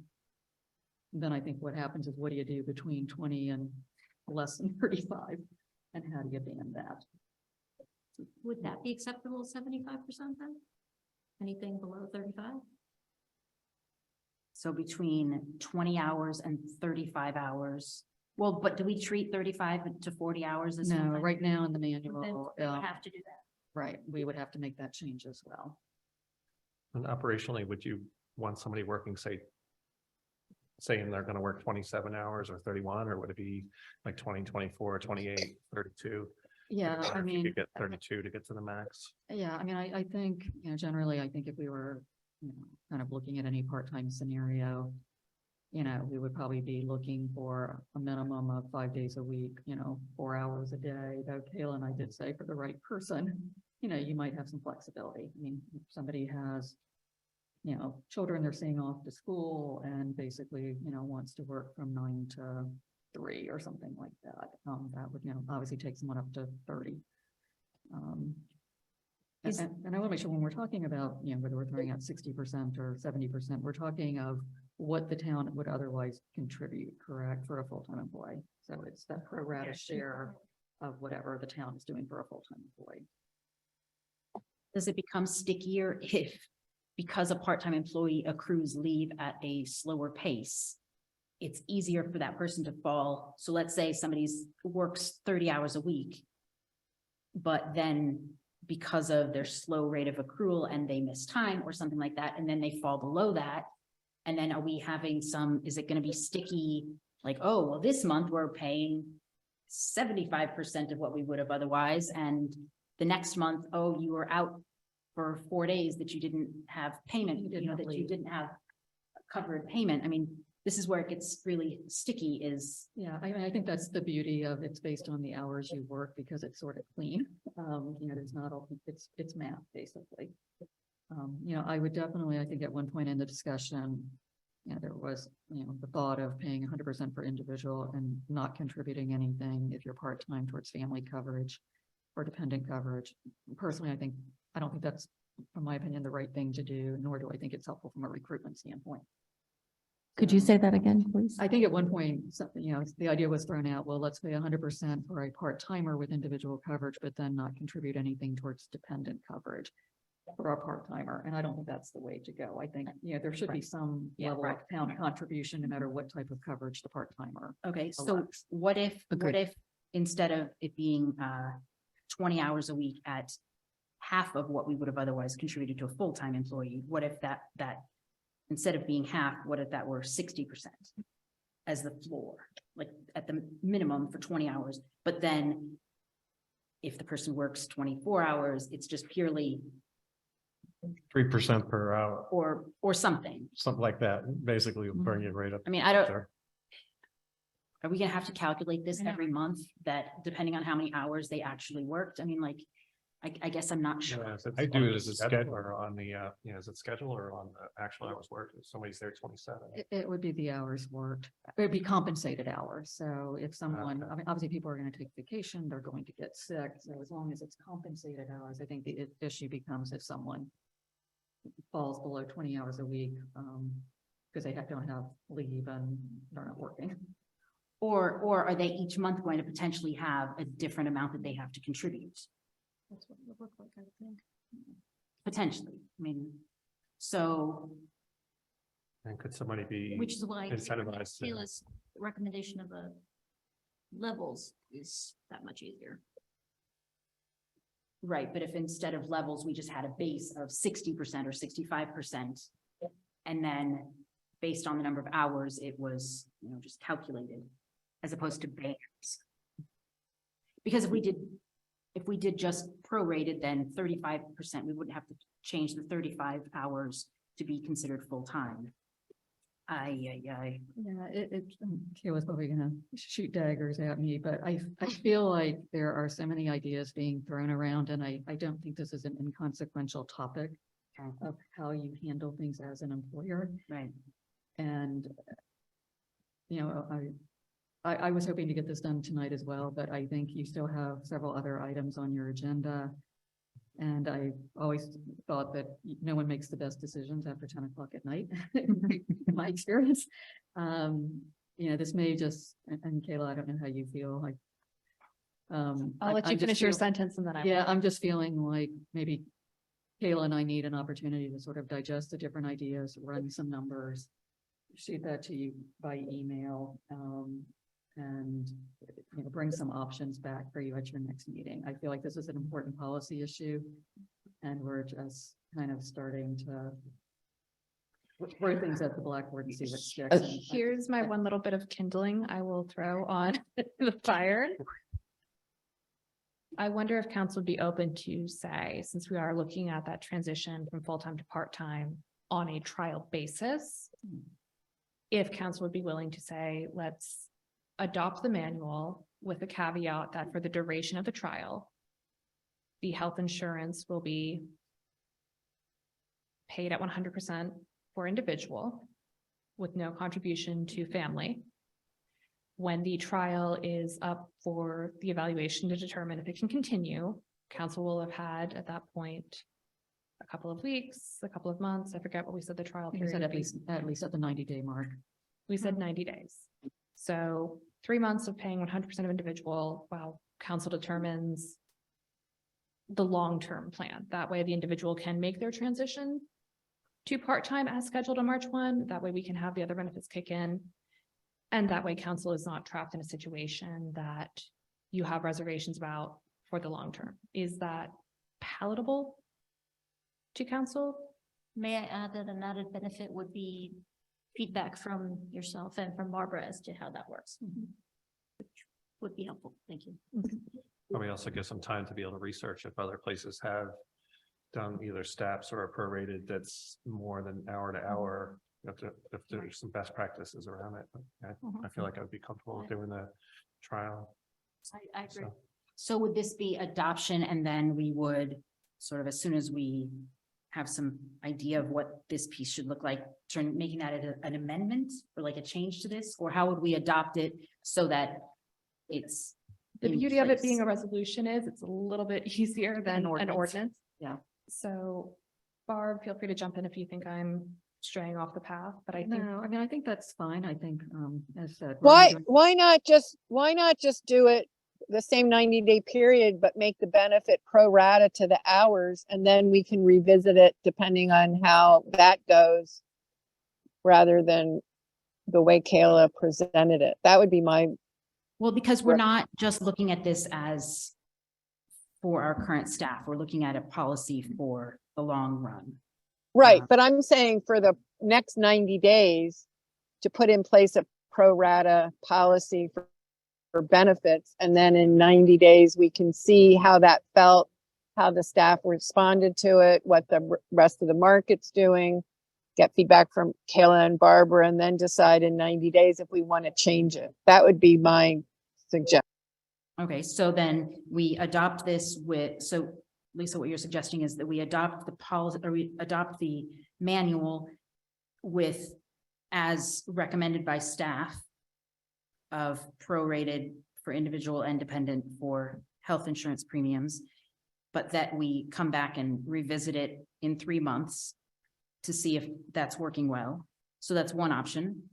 The other option would be to amend or to change what's been recommended, change what's in the policy to be 100%, or to maintain for a part-time employee the same as what we currently have for full-time employees, with also the same caveat that we would come back and revisit in 3 months. So those, That's exactly right.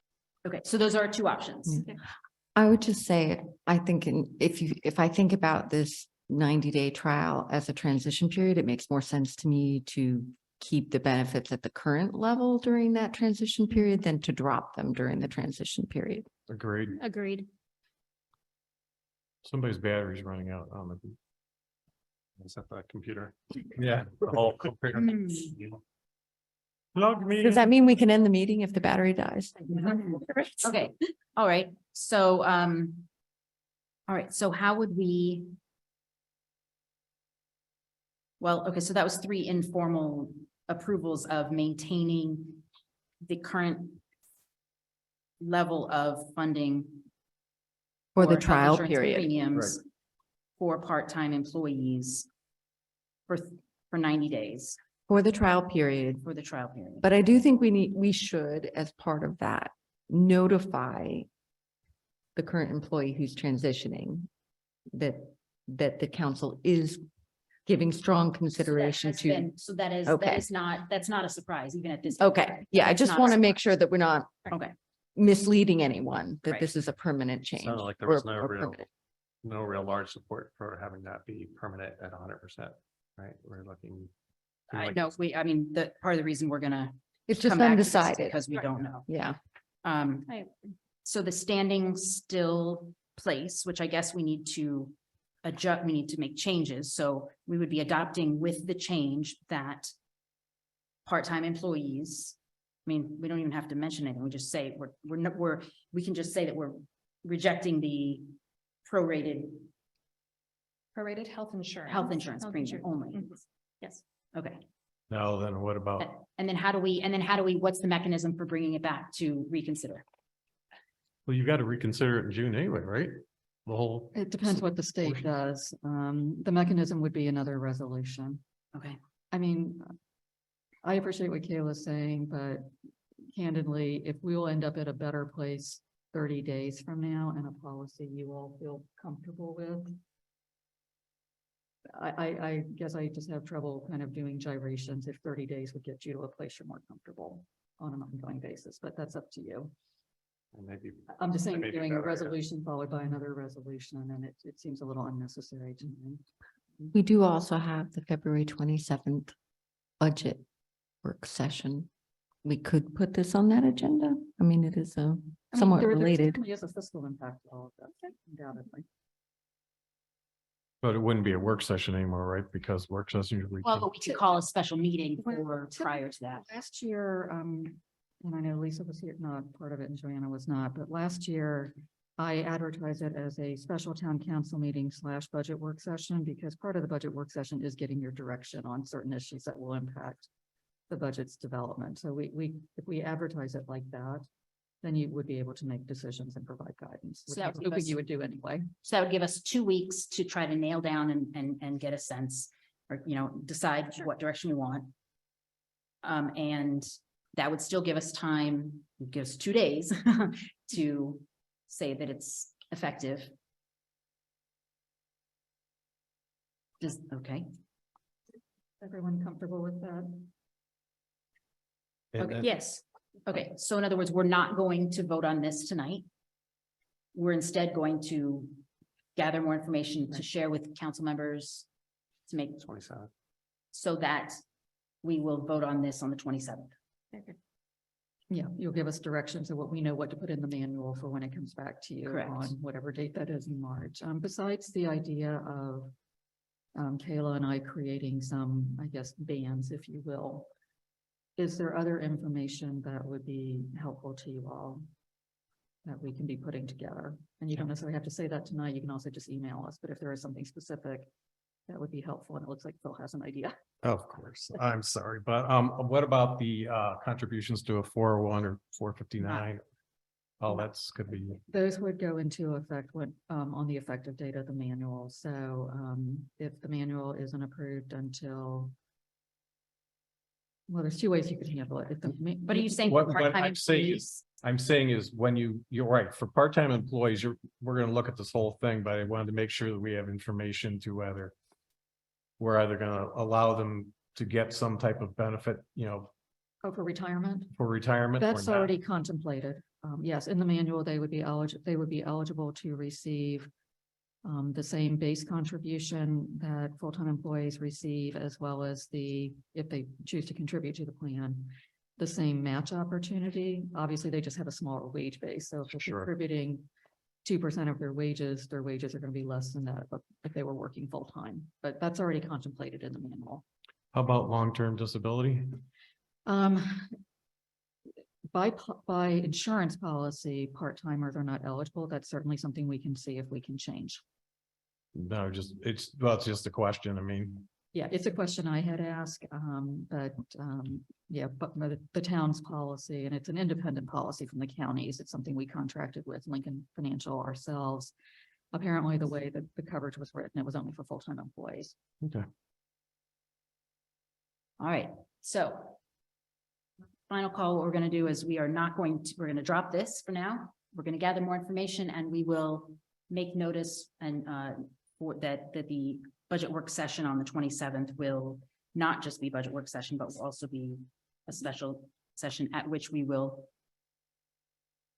finish this. Right. Okay, I think it was already covered, but can we do some research at the town office on if there are other examples of people that are doing more than a Kind of like, one-to-one and less than just giving full? all right, okay. Thank you both Yes, for all the work on this. indeed. I second Uh, We are now looking at the time of 9:17 and we are looking at unfinished business. Kayla, do you need to take the mic with you and sit down? You've been standing. You know what? At this point, You're good, okay. I'm just in for a penny, in for a pound. Excellent, excellent. So where we are with the security cameras is that since we started talking about getting these cameras, I don't even remember when we started talking about it, but it was Fall several of months. 22. Say again, fall, it was fall. Around October is when I first have the information from the identified vendor. Okay. With a quote. So Okay. it's been, So we've been talking about doing this. The scope of it was that we were looking at cameras to monitor the exterior of Penn Place. And we have identified some cameras that would do that work. And we have pricing for that. In the interim or between gathering that information and now there's been Yeah. do you want to go ahead? If I can. So, at the mid-year budget adjustment, you all had, included $12,500. I believe there were 6 cameras, 4 outside, 2 inside. At that same meeting in January, Councilmember Schultz asked for us to get from the vendor some kind of an idea of what the images would look like, the clarity of the images from. And when that information was distributed, he had some concerns about the ability of the proposed camera configuration to actually read a license plate at a certain distance. Kayla and I met with Phil, kind of went over, kind of get a better understanding of his thoughts. Kayla did have a conversation with the vendor on Friday, and discussed with the vendor the concerns Phil had raised, and we think we may have a solution. So Kayla, if it's okay, Phil, and Kayla kind of talk about what she Yeah, go was. ahead. So when I spoke with the vendor on Friday, I did kind of lay out that the sticking point was getting license plate level imaging. We did talk about the fact that there's no existing infrastructure in the building to attach these cameras. So at one point, the possibility of a demo of the cameras on our job site had been raised. We would have to pay to put in that infrastructure to do a demo, which, as the vendor said, is about 80% of the quote identified. So the phrasing was not exactly commit or don't, but it was kind of identify of it'd be a little foolish to invest all this money in a demo if we wouldn't do that. One of the other things we had talked about was rather than try and get cameras that are additional megapixels and super zoom in, from a practicality standpoint, if we want to capture license plates, it would make more sense to have a separate camera that just is permanently zoomed in to get these license plates rather than try and raise the megapixel level of existing ones. The kind of point for council is that to add additional cameras would run into some costs beyond what is available in the budget. Please also recall that that 12,500 has to include any costs associated with the historic area work permit that we are required to get to alter the exterior of the building. When I spoke with the vendor, he informally priced it out for me. If we were to look at adding a 4K or an 8 megapixel camera, which he was clear are the same, and which would be a step above in terms of megapixel from what is currently scoped, we would be looking at a minimum of $1,200 for the camera. That's not inclusive of the licensing, which would probably run around $150 to add a license for that camera. And that's not inclusive of labor and materials for people to build in the infrastructure in the attic, for people to, if need be, extend wires. So let's say we wanted to have 2 additional cameras, one facing up Waverly to catch people driving down past the tennis courts, and one facing out,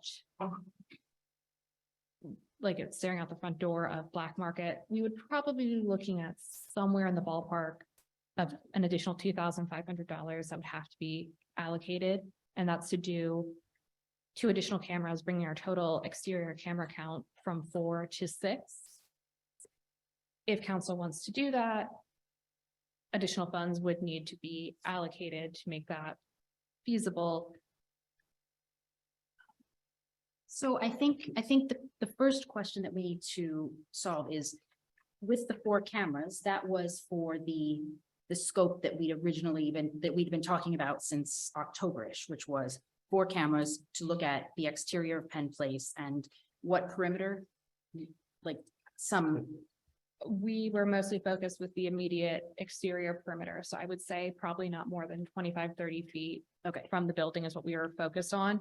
Our concern was more someone late evening coming into the facility, either through the Black Market entrance or through the post office doors.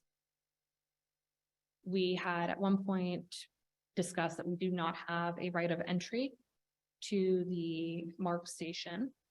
And that when I mentioned that to the vendor, one of the comments he made was if we wanted to try and secure that MARC station without putting a camera physically in the station, it might make more sense to look at mounting something on the utility pole that's in the parking lot. We did not explore that further because that was not part of the identified scope of work I had been given.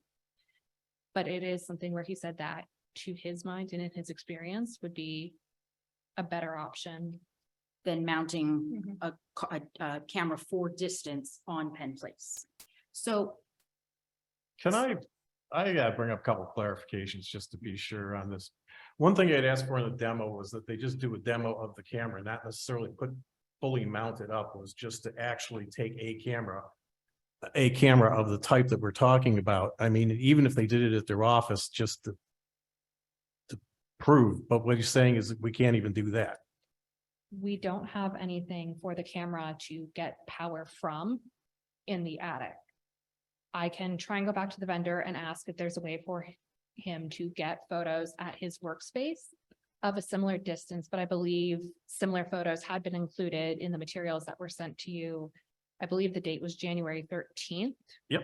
So the vendor did provide a good number of photos, and the feedback from many council members was that they were satisfied. Okay. So that's the question is are we satisfied? I mean, it feels like a couple different issues. Are we satisfied with the cameras for the 4 cameras for Penn Place and what those cameras can do to monitor what we originally said we wanted? Do we have the views? I mean, one thing we don't Those have is the, cameras, we've seen those pictures. We've seen the quality of those pictures. no, I'm talking about the view itself. I'm talking about what is the camera looking at? Where is the camera looking? In other words, depending on where you mount it on certain spots on the building, you're going to be covered by things. I mean, I've run into this before. You know, if you put one on the side, you might not be able to see around the stairs. You put one on the other side, you might not be able to see around the front, around the back. So what I'm talking about is when we look at the views, are we going to just look like straight down at a certain area, or will we be able to cover everything, or are we going to need maybe an additional camera to be able to see the full perimeter of the building? if Okay, that's so what we want. so are 4 cameras sufficient to be able to see the full perimeter of the building? Yes. My inclination is to say that yes, 4 cameras would be sufficient. When the vendor was physically on site to do a walkthrough back in October, they walked through with myself and with George Miller.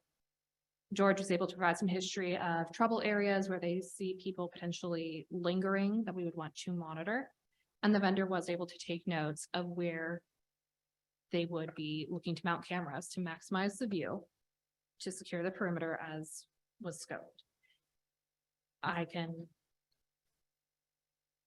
say what a previous police officer in a different community said to me.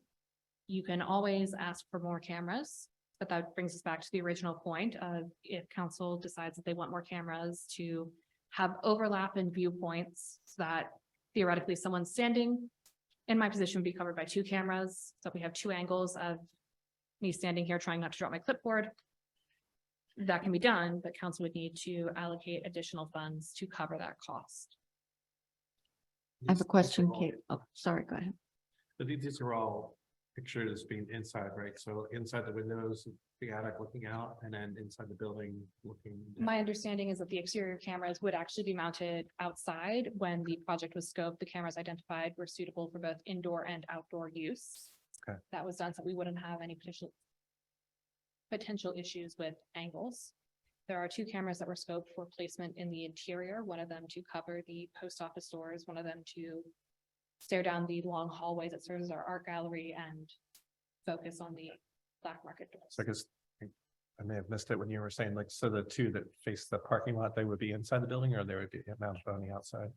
So the ones that would be wires run through the attic Mhm. to cover the exterior would be mounted on the outside of the building. That is part of why we have to Yeah. get a historic area work permit, is because Yeah. we would be mounting to the exterior of It's Penn a Place. little troubling to put it And on that's those that original side. 4. Yeah. That's for those original 4. That's So those are the original.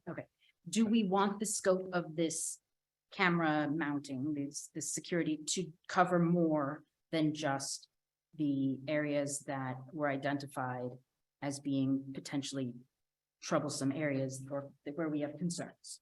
Is that the scope that we want to continue to do or to maintain and just make sure that we get the best picture of the exterior of Penn Place? Or do we want to expand it so that we are looking away from down the street? Maybe we need to be looking at the train tracks. Maybe we need to be looking at Porcupine Woods. I'm not sure, but do we want to expand the scope of this so that we're putting zoomed cameras facing in other places? Or is what we have sufficient and we want to treat this as multiple issues? Could I ask a question? Please. The only issue to date that we've encountered in Garrett Park are the swastikas and the KKK signs that were spray painted on the MARC train station. Is that correct? Yes.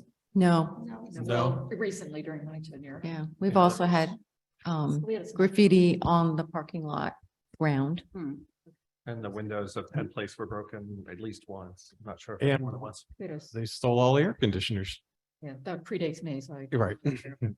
Wasn't there an issue with one of the houses in the vicinity of Penn Place? And the park, Porcupine Woods? In November? Well, No, I'm- Tony, Well, regardless, It's yes, not- there were. not one- not well, one. that's helpful. So my question is, with the Kayla, with the cameras that you are proposing in the locations you're proposing them, the 2 exterior cameras on the exterior of Penn Place, would they or would they not have the sufficient zoom capability to see anything that happened at the train station? So just for clarity, Councilmember Max, there are 4 cameras for the exterior, 2 of them that would potentially catch, depending on the angle of approach to the train station. It is unlikely that zoomed in, the cameras mounted at Penn Place would catch anything at the train station. That is part of why the vendor was suggesting if we wish to secure the train station and without having received a right of entry from MTA, the informal recommendation would be to look at alternate mounting spots separate from Penn Place. That raises the issue then of, do we either run cabling to allow for transmission of images, or do we look into a kind of Wi-Fi bridge box? Those options have not been explored in depth with the vendor because it was not part of the original scope of work. If council wishes to expand the scope of work to include that, what would be needed here tonight would be 1, a motion changing that scope of work, and 2, allocation of additional funding. Kayla, who owns the utility poles that we'd be considering? Aren't there also right of entry There would be. issues for using the utility poles? We would likely encounter right of use for utility poles. I believe that Barb would have a better answer for who owns. I'm thinking of the pole that's right by the shed where the farm stand stores their Yeah, material. it would not be the town. And if I, not to add one more complication, but because of the interest that many of you have expressed or concerns about the train station, I did reach out to the Maryland Transit Administration, which Mark falls under. Kayla and I, to see what the process would even be if the town wanted to get a right of entry at the station. I reached out to someone in the real estate division. He's been incredibly responsive, actually. So we have a meeting with someone from MARC Operations and someone from MTA on March 2nd. Just to talk about whether or not we could get a right of entry at the train station. Yeah, they seem quite eager to actually talk to us, and I imagine it's because I did say we would probably be the ones paying for the camera, and they have problems up and down the MARC line, so they simply don't have the capacity. So we may be able to get a right of entry at the station. I just don't know that at this point. So perhaps it would be a good idea to go ahead with our current scope and wait until we hear the results of that meeting to consider whether we want to do additional scope later. That would be my recommendation, to approach it in a phased manner. If I may just add, I think Phil obviously raised a concern about being able to sort of see vehicular traffic and read a license plate coming in the vicinity of Penn Place. And I guess, Phil, given what Kayla was describing about possibly 2 additional exterior cameras that could see traffic coming down Waverly and as well as license plates in the parking lot, would that alleviate the concern that you have or not? Yes, and I would also say that I use the license plate kind of just as a standard, because rather than being subjective of how much of somebody's face I could see, or if their eyes were blue, or this, their hair color. You know, everybody knows a license plate looks like. We know what the letters are. And so if you can read a license plate, then to me, it's got the proper resolution to obtain the information we're looking for. Okay, so, sorry, go ahead, please. Has any thought or consideration or even discussion had with the post office? And is that something that we need to consider if we're thinking about right of ways or permission to record, et cetera? I have not had any conversations with the post office because they are a tenant. I would have to look back at their lease, but I would imagine there is a provision where with proper notification, the town would be able to proceed with securing the premises. The post office also benefits from having that security camera. And I believe where we have identified as the likely positioning of the camera, it would not capture the workers behind the counter, would not capture people at the mailboxes. It would simply catch the doorway, because we believe that's the most vulnerable point on that level. And that's where we prioritized having a record of who was potentially around. I'm happy to reach out to the post office to confirm after reviewing the lease. Barb, if you have a better. I'm looking at it right now. to see if they Actually, I can- was thinking more along the lines to the benefit to the town, because it obviously does benefit the post office, and whether or not the post office would be amenable to perhaps Helping to exactly contributing. I mean, there is a lot of inter-county, country, states, fraud, et cetera, that perhaps they would benefit from as well. Just a So thought. do we want to? Okay. Do we want to take action tonight on the scope that is in front of us, which is the 4 cameras? The 4 exterior cameras and 2 interiors. Yes. Or the original scope, adding on cameras shooting down toward Wells Park and toward Montrose on Waverly. Or or do one piece, like how would you all like to proceed? Do we want to pause all of this while we decide? Or do we want to do this in phases? I wondered if I like the idea of putting it on the pole. So if there was one on, say, the pole in the middle of the parking lot, if there was another one at the corner of Waverly where you turn down, that might be able to face Penn Place from there. And maybe even a third one back on the maintenance building side that would catch that back driveway. I wonder if then we don't need the ones inside the building, because it seems like they would have such a limited Right. view, might be cut by trees, then you gotta deal with that as a hop and have cameras on the outside.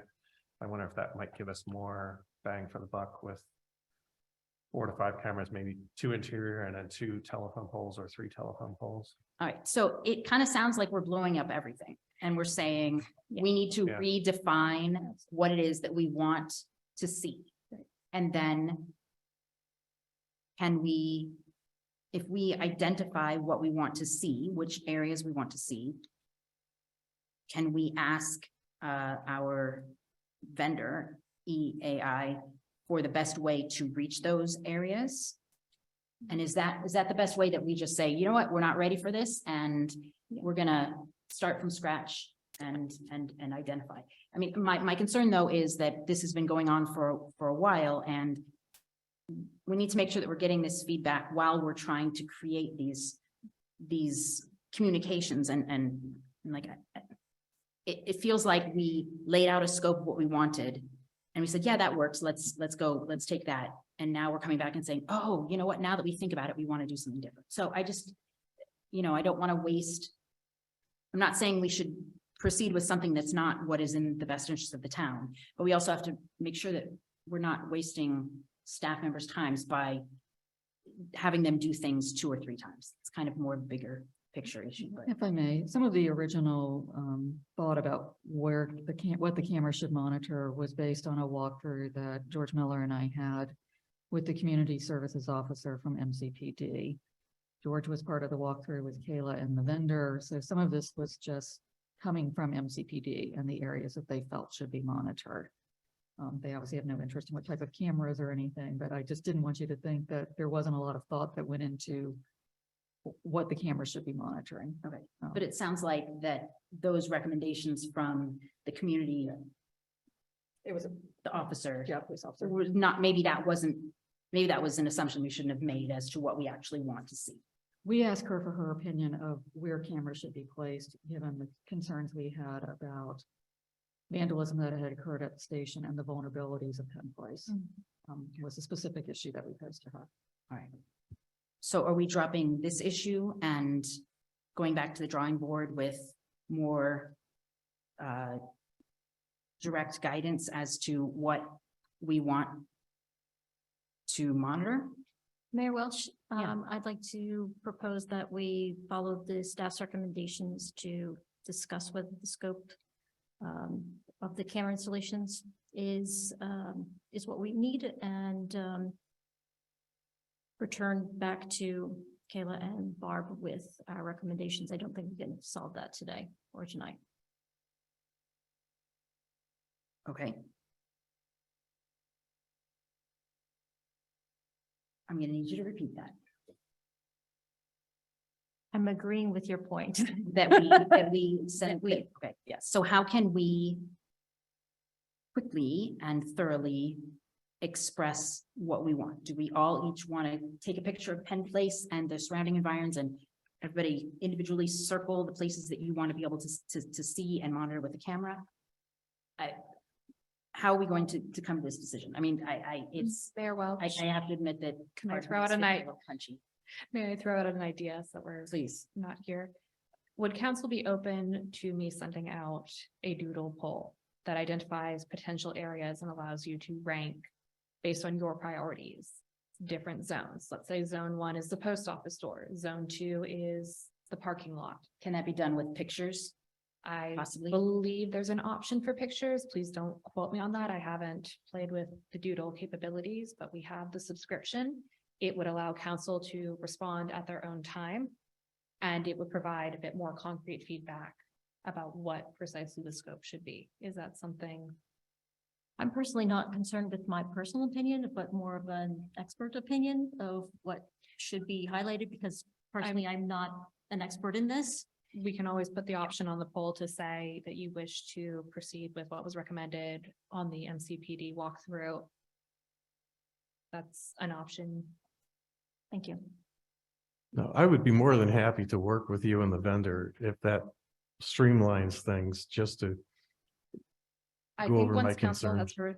refined their scope, I'm happy to set up a meeting with you, the vendor, and I, for the three of us to talk, but given the ongoing questions we've had and given the time burden of answering them, I don't want to approach the vendor until we have a more concrete scope Sure. to provide a framework for the conversation. Now, I the- would like to propose that we proceed with finding out the feasibility of the utility pole in front of the train, of the MARC train station, and including that in a subsequent phase of the camera work, Agreed. Agreed. since it is a vault spot in our town. So let's be comprehensive as to anything in the vicinity that we might want to consider monitoring. Okay, You're talking about adding those two or more potential spots to the list and then deciding well, I mean, later which of the spots.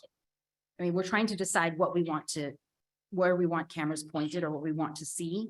And rather than just say the things we've already thought of, maybe we have them aimed at the train tracks. I mean, might as well throw everything in there that we might want. If there's concern behind the building at Porcupine Woods, I mean, I'm not sure what this all is, but I guess I want to be as comprehensive as possible so that we can move, make some progress.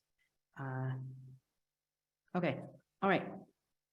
So we will look to you for some sort of an assessment or some way of gathering this information. Yes.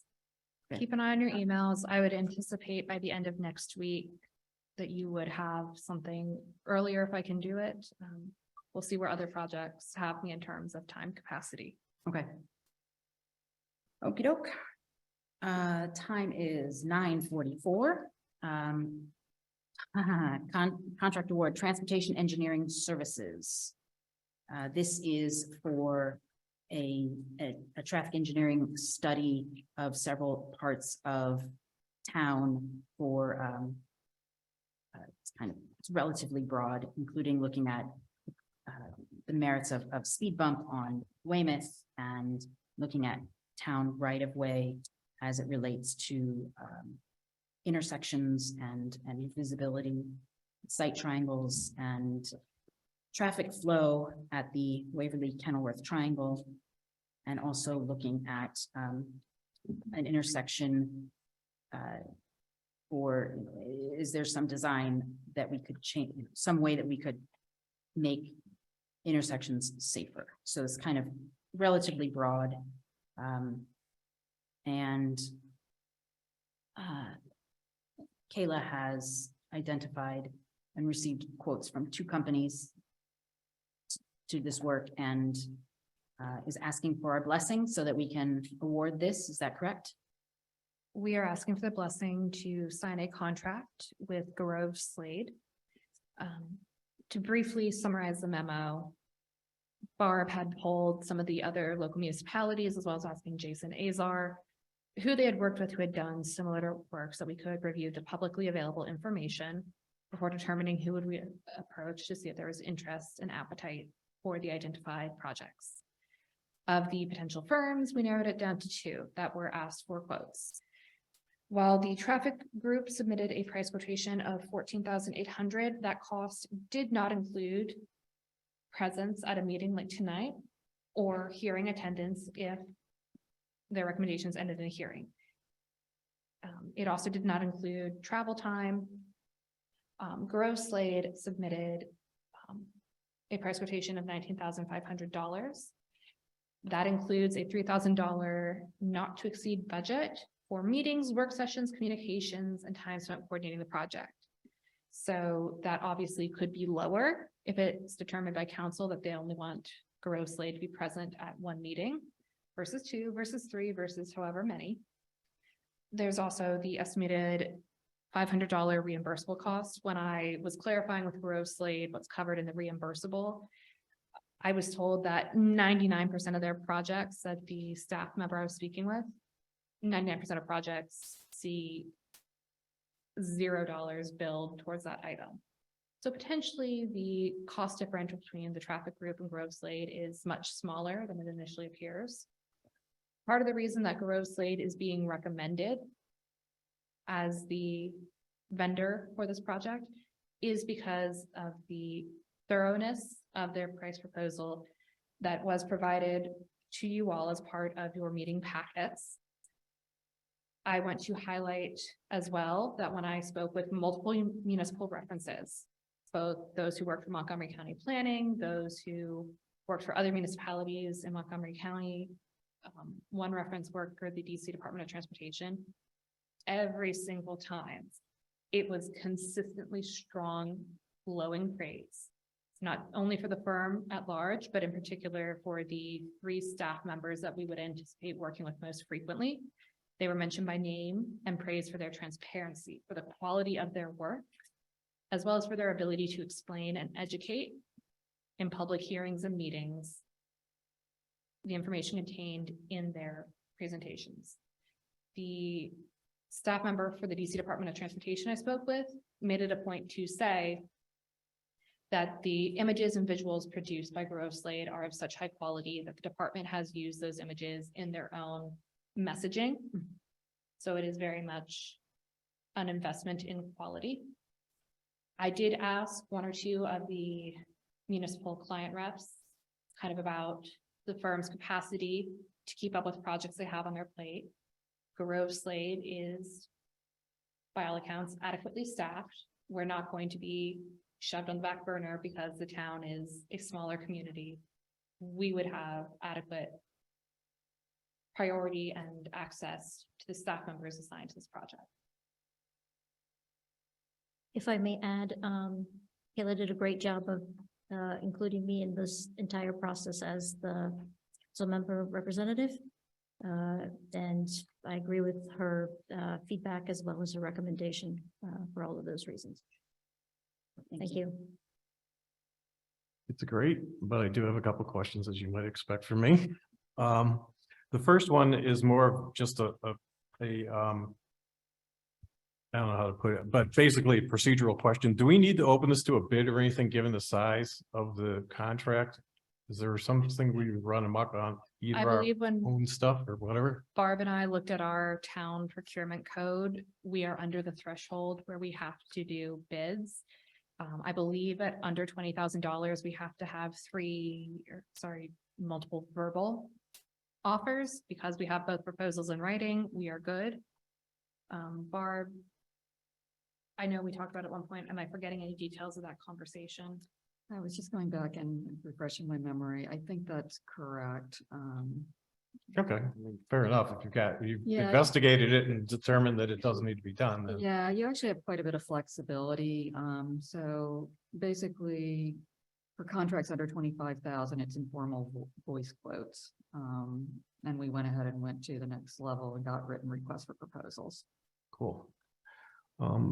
Next question, should this be a capital expense rather than just going on just an operating expense? Well, this isn't for actual work. This is just a study. Understood. Yeah, But- I envisioned it more, Phil, as a professional service. Sometimes, give you an example. I think if you have the expectation it's going to lead to capital work, then sometimes it does end up in that sort of planning phase in the capital budget. That's like, for example, there's money for town hall that's sitting in the capital budget. So it's a bit of a judgment call. Part of this is obviously just informing, the language in the code in terms of site distance triangles. So that wouldn't necessarily lead to any capital changes. Obviously, when we're talking about Kenilworth and Argyle, we're asking them to look at an intersection, the same thing for the Kenilworth Waverly triangle. So I think it's a bit of a judgment call for part of this. Okay, but then we also have to make sure to move some money out of contingency in order to cover it, right?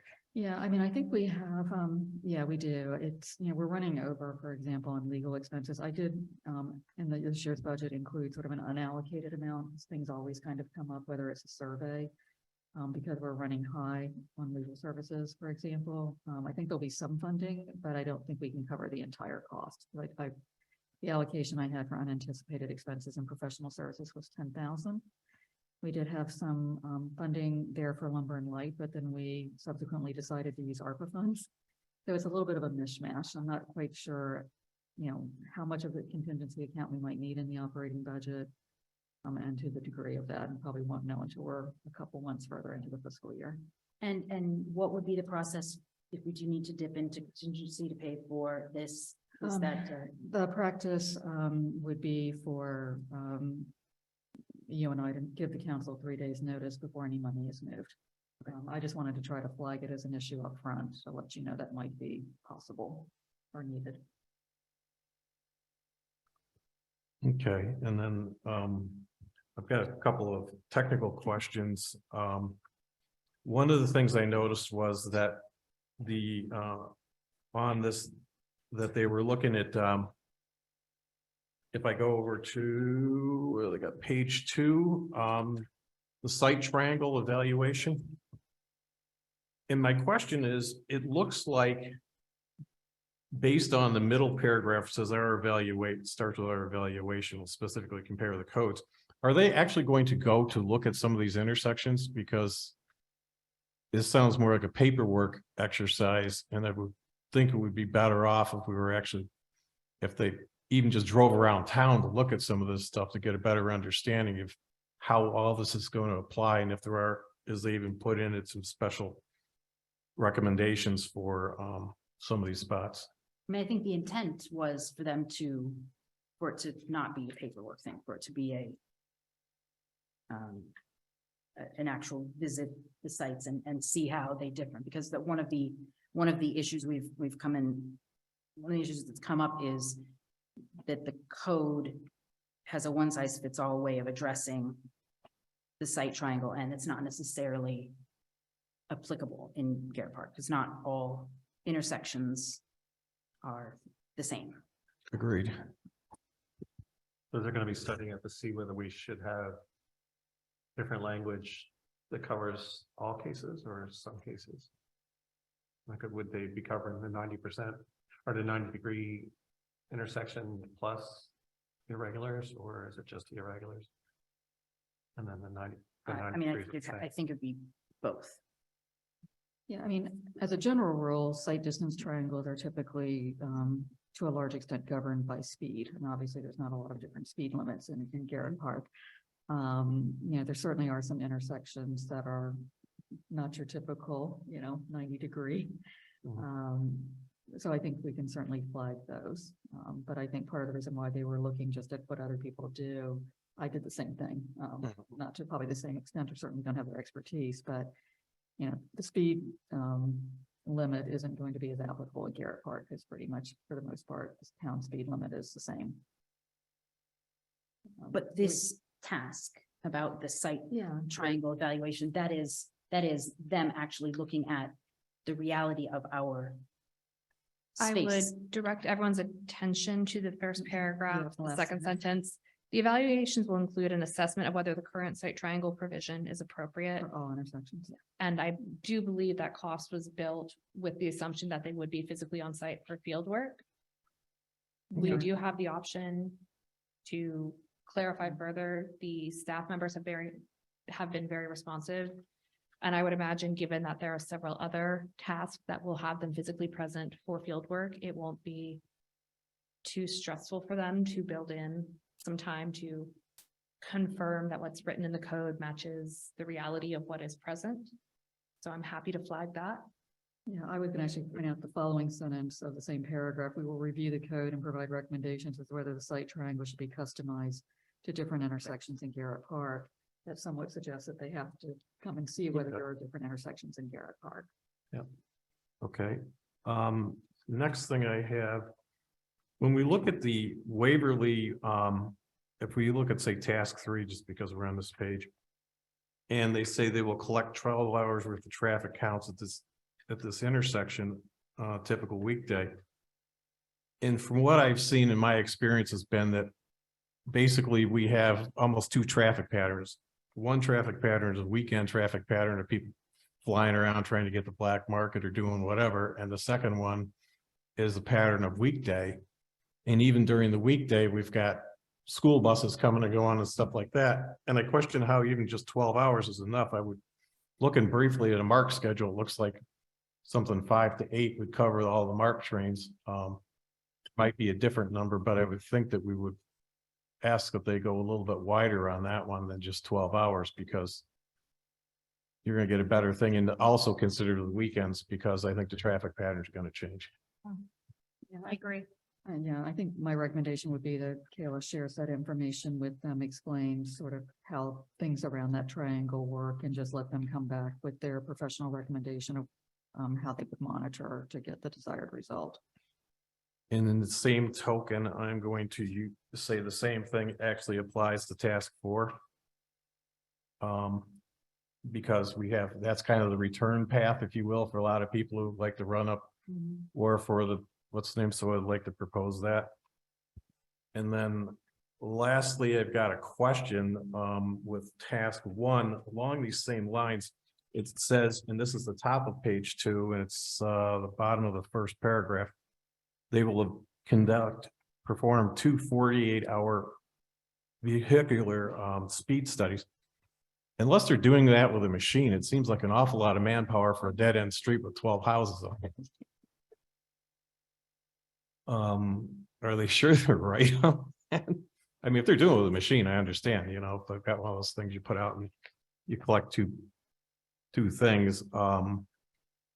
Because from talking with the people who were there, they've told me that the biggest problems usually occur around the time of rush hour, especially when people are trying to get to a MARC station or come and go, and they tend to run up, slam into a parking spot, and then jog down the street, or vice versa. So in that respect, I'm wondering if We should maybe clarify and say, hey, this is the period of time Right. that's best to look at. right, unless they're going to use a machine, in which case, if they're going to use a machine, then it doesn't really matter. Just plop down the machine and go. In my experience, for something of that duration, it would be a machine. I'm happy to clarify that when I speak with them about the other timing issues. If you could, please. Mhm. And the last thing I didn't see was, I remember we've talked about this in the past, but a number of citizens have talked to me about having a speed bump on Rokeby. And I'm thinking that should, as long as these people are out, we should really add this to it also, because that would help with those folks. And we could understand better whether or not we need to do it. Is there anywhere in particular on Rokeby? I think they were talking the section as it head down towards the dead end. In other words, probably running from So after Clyde? after Clyde. Can you make sure that we already didn't do this, because I do recall having lived on Rokeby, that there was at one point the same call, and perhaps there was an issue with the fact of putting a speed bump on an incline. But maybe we should just check our records, make sure we just didn't do this and we're not, Sure. duplicating I mean, if efforts. we did it and we've addressed it, great. Yeah. If not, why, Just that double would be check. something to look. I agree. That block already has It already street has- calming in a way, because it I goes know. down to 18 feet there. Mhm. So, And it already has a speed bump too. yeah. Yeah, it's kind of at the crest of the hill, right? Yes, ma'am. Since we're considering doing the study, I wonder if we could also consider having them look at emergency vehicle access for Oxford for the stretch between Weymouth and Keswick Street. It's a pretty narrow stretch, and currently we allow parking on both sides of the street. But if there are cars on both sides of the street, you can't get a car through, let alone a fire truck or an ambulance. Alexander Richter, I think, was tripped by that. He put the narrow streets in, and then a fire truck couldn't get in when he had a party.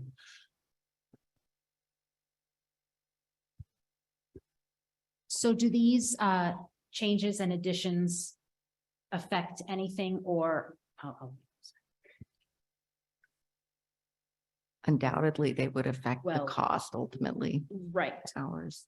but And I'm gonna throw out one other thing that well, came to mind for, I want to wait till they can hear. We lost the sound. There was a question that I had to have when the steering council discuss potential additional tasks. As Councilmember Schultz pointed out earlier, we wanted to make sure that we were compliant with our procurement code.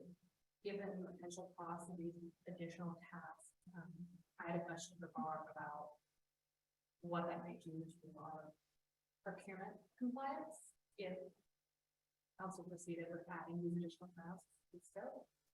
So that is what Barb is trying to pull up information on. And I'm going to keep that in my microphone, so. So one of the provisions, I mean, our contracting procedures are fairly light, as we've talked about before, but for an initial contract, part of our contracting procedures are that sole source contracts are permitted under any of the following conditions. And I would consider this to be a professional service contract. For professional service contracts, total contract value, including options and renewals, is under 25,000, and the contract is not a continuing or a repetitive contract. So I think, we need to see as we've added these tasks, whether we remain under the 25,000, but because it is a professional service, I think we would still be within our guidelines as long as we don't get over 25,000. So I don't want to be a negative Nancy, but I did just have a thought / question. In the event that Gross Slade returns a dollar figure for the identified potential additional tasks that would put us at or over $25,000, is it council's desire to have us proceed with the original scope and capture the second tasks in a different project phase? Or would council prefer to wait, collect everything together, even if it means that we have to go through additional procurement steps to be compliant? I would I think like that that would be, question. It's a good question. I would think that accepting this and going with the procurement for the second round, if you will, would save time and effort. So proceed with what's in front of us. Correct. So do we want to proceed with what's in front of us?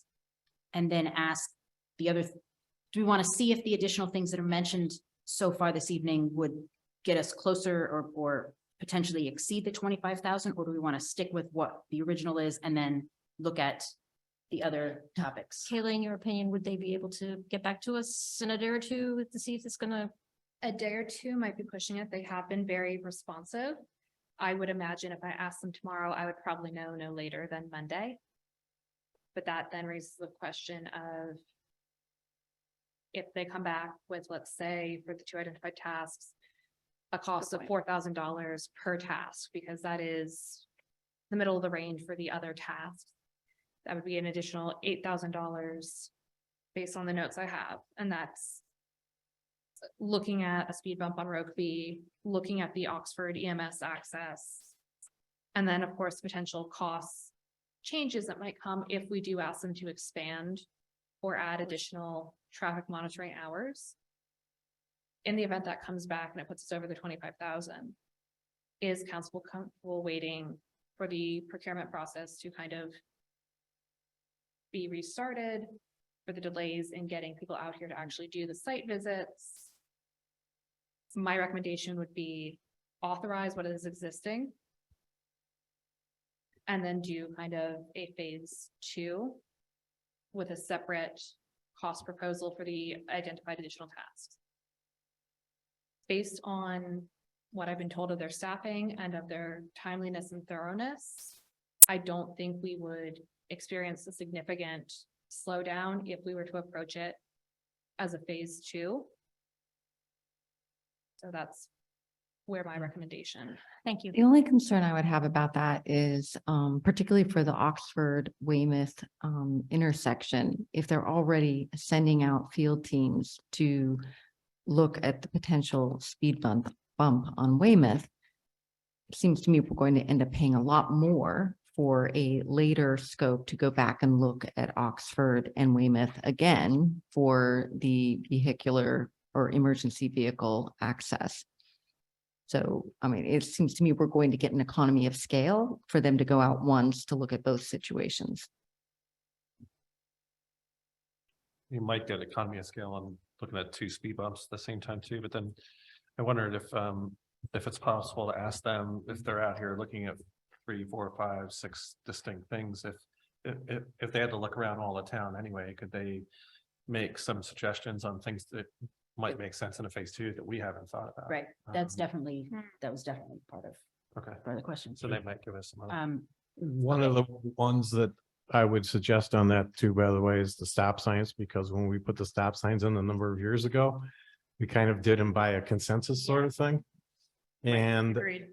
I think that it would be best for somebody who does this for a living to actually just go review it and tell us yes, no, or maybe on that.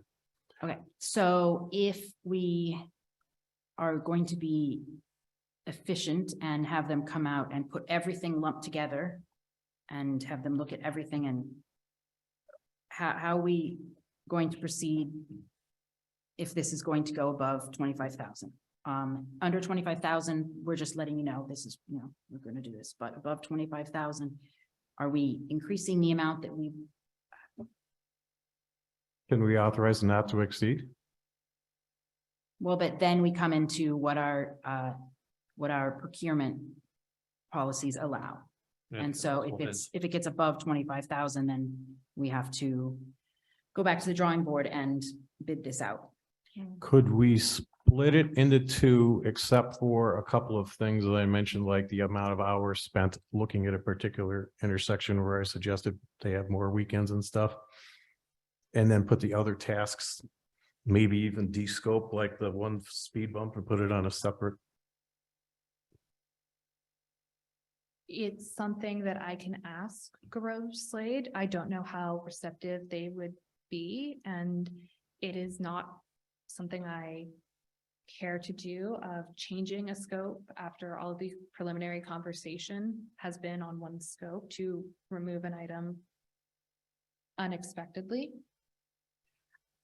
If we were to expand the additional hours of study, I would anticipate those costs would probably be less than $1,400 total, if it truly is just going from a 12-hour on a weekday to maybe a 16-hour capture period. And depending on the identified weekday, it might be possible to say, have them set it up early on a Friday morning, capture through Saturday afternoon. That is an option if we were wanting to do that. I'm not worried about the potential additional costs if we were to ask them to extend that. Okay. But well, I do have, as noted, reservations about the additional tasks. Given the quality of work done by Garrett Slade, and given their ability to manage multiple clients, there is a possibility that we would be looking at more of a price premium if we were to have them come back in a phase 2. But I think we have to determine if it's worth the delay in the overall information we'd be getting to bid it out. And there is the point that Councilman DeVos raised. We might have already addressed the Roku petition, and until I have the chance to speak with our archivist about what was done, if there aren't records in the town office, I don't want to approach Garrett Slade until we have a much better grasp. So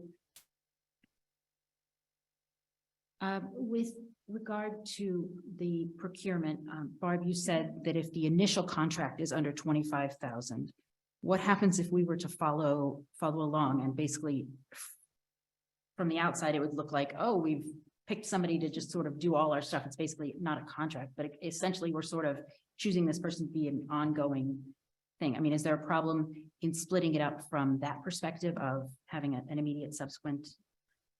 You know, there's usually a lot more flexibility with professional service contracts, and Phil might have to help me out here as kind of our historian, but you know, we have taken the initial contract with Clark Azar and I'm have- thinking of them. and have continued to add task orders without going out to bid. I mean, I think especially with professional services, you don't want the lowest bid engineer, I would say. We've had that problem. So I don't know, Phil, if you can shed any insight into the Clark Azar, but I think there was an original contract that goes back a number of years, and then we've continued to add task orders. That's exactly what we did. Yeah. We basically set it up with an hours. They put out, what their cost was per hour for various things. And then we just kept that, we started off with an initial amount and then we started adding task orders onto it.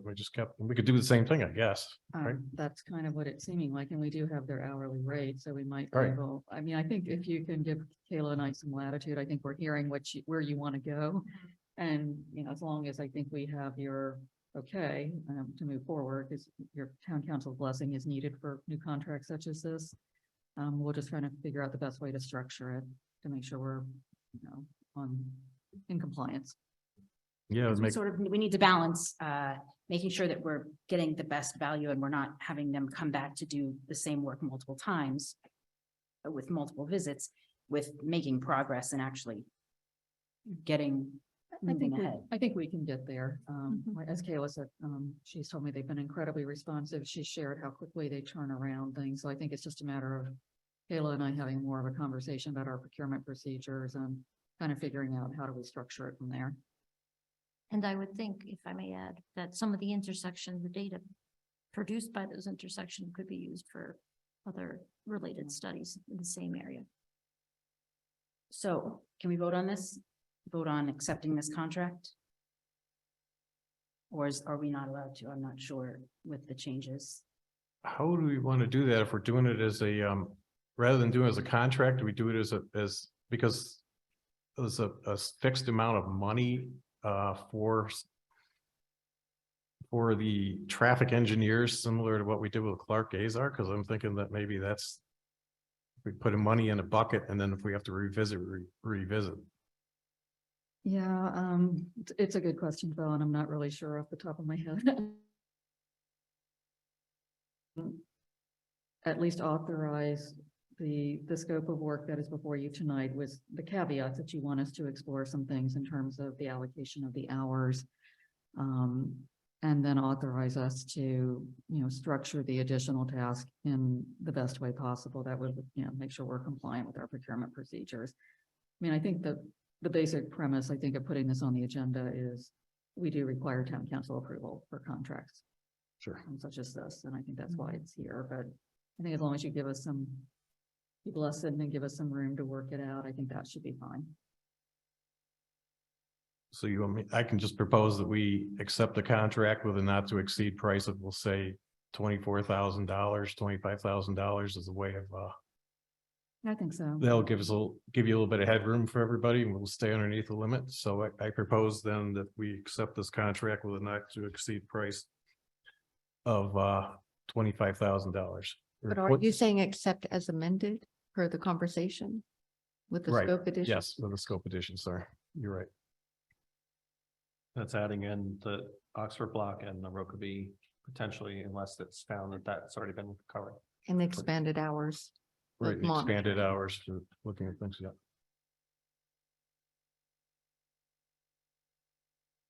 All right, I'll second okay. Those in favor?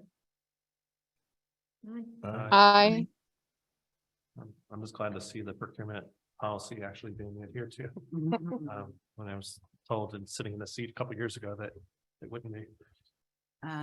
Okay, there were all 5 ayes, so I'm gonna move on to the next item of business, which time is 10:15. Mayoral appointment, I'm gonna move through these quickly. For the Arboretum Committee, we have an open seat or a position that's open, and we received a couple of folks who volunteered to take part, and the one that we selected is Jane McClintock. She has extensive experience with the Arboretum Committee, having served as the liaison when she had, I don't know if it's 1 or 2 terms on the council, but she was liaison there and helped with the process of establishing the Arboretum Master Plan. She's got lots of experience with forestry related issues and is well suited to this position. And she has graciously waited with us for a number of hours. Jane, if you would like to chime in for any reason relevant to this, please, please, you're welcome to do so. I guess only very quickly, thank you for the nomination. I'm really excited to rejoin the Arboretum Committee. Great. Any those in favor of accepting Jane's nomination to the committee? Aye. I, Was unanimous. They're all in the ayes. Great, wonderful. Welcome, Jane. Thank you, thank you.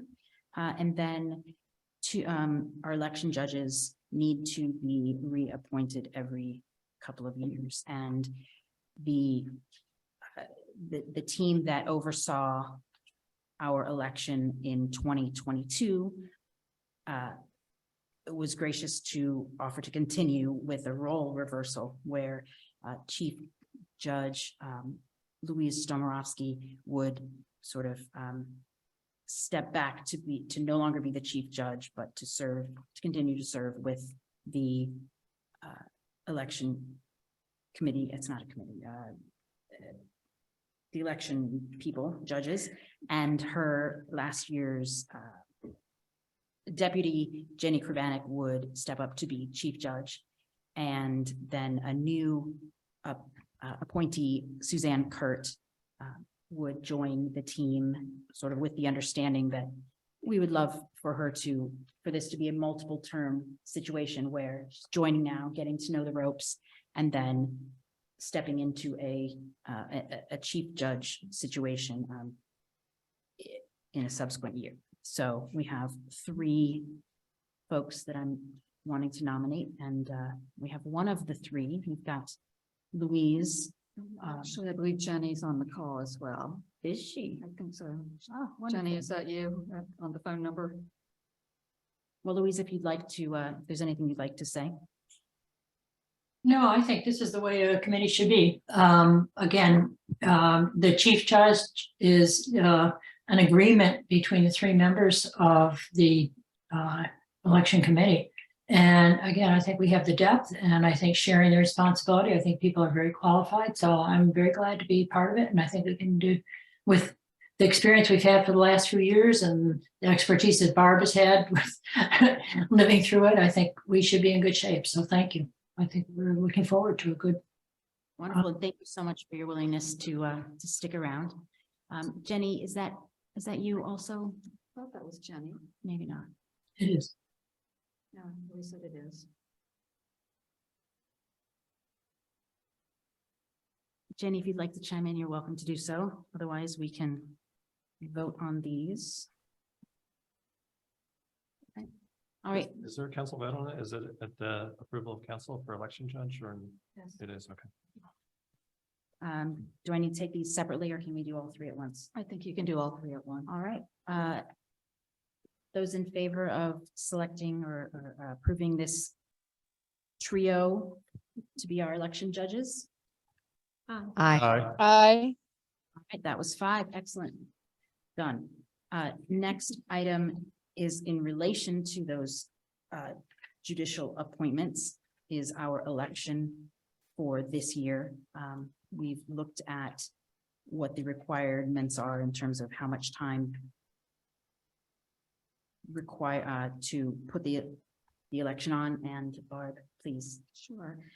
So I think as you all probably recall, this year's town election will be held on Monday, May 1st.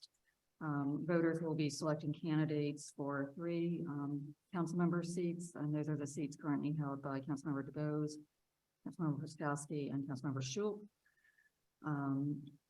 As the mayor mentioned, we've had I've had some discussions with both Louise and Jenny, just sort of trying to set out the timeline. As a reminder, there are 2 ways that individuals may be nominated for elective office in the town charter. One is nominated for elected office at a meeting, and that shall occur at least 30 days prior to the election. Alternatively, individuals can be nominated by petition signed by 10 registered voters and filed with the town manager at least 21 days before the date of the town election. Last year was obviously a learning experience for me, and I thank Louise and Jenny in particular for their help. Last year, when we set the dates, we set the petition deadline exactly 21 days before the date of the town election, and quite frankly, that made things really, really tight.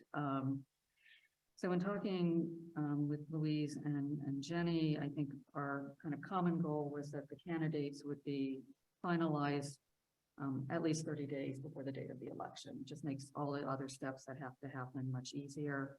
I reached out to Steve, and the Citizens Association has kindly agreed to host this year's nominating meeting again. We are suggesting that that meeting be held at 8:00 p.m. on Wednesday, March 22nd. And in consultation with Citizens Association, we're proposing that that meeting be held in a hybrid fashion, so we can have as many residents who want to participate be able to do so. We're also recommending that the deadline for submitting candidate nominations by petition be 4:00 p.m. on Wednesday, March 29th. As I mentioned, this would allow the slate of candidates to be finalized slightly more than 30 days before the election. I think that's just helpful to the judges in terms of planning, and certainly the town staff, because there's a number of steps after the candidate slate is finalized that have to happen. I think Louise had brought up a good point to me. It also provides more time for candidates for office to kind of, get out and do their thing. I guess that's maybe the first things. Maybe we should just confirm that that these dates are acceptable to the town council, because ultimately you sort of set the election calendar. The charter.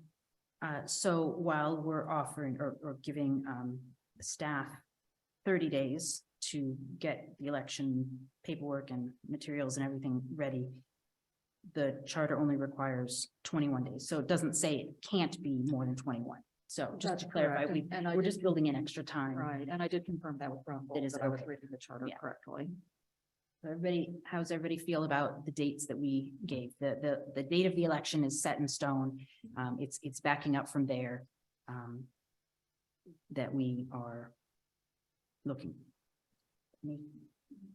Everybody look okay? Lisa, any concerns about? Fine with me.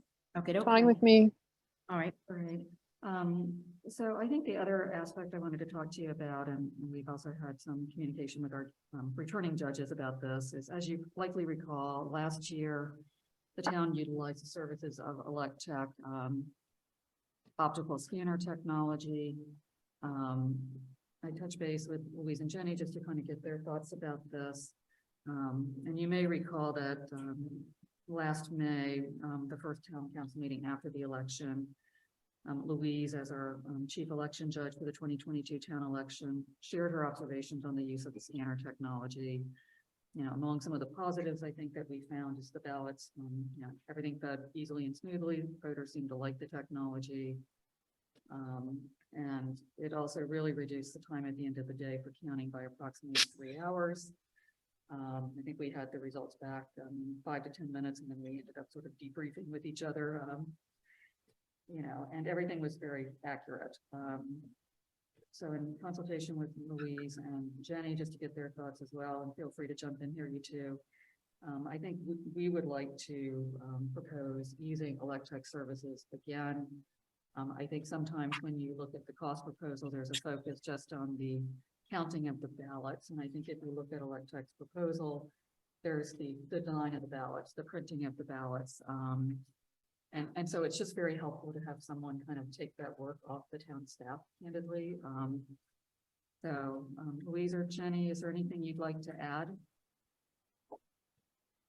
No, I think that a lot of it was worrying about spatial relationships last year too, is how much room we would have to have it in the post office and how large this machine would be. And again, we found out it was the size of a shredder essentially. And we had the ballots right there with us. Again, we had a backup machine should have anything happened.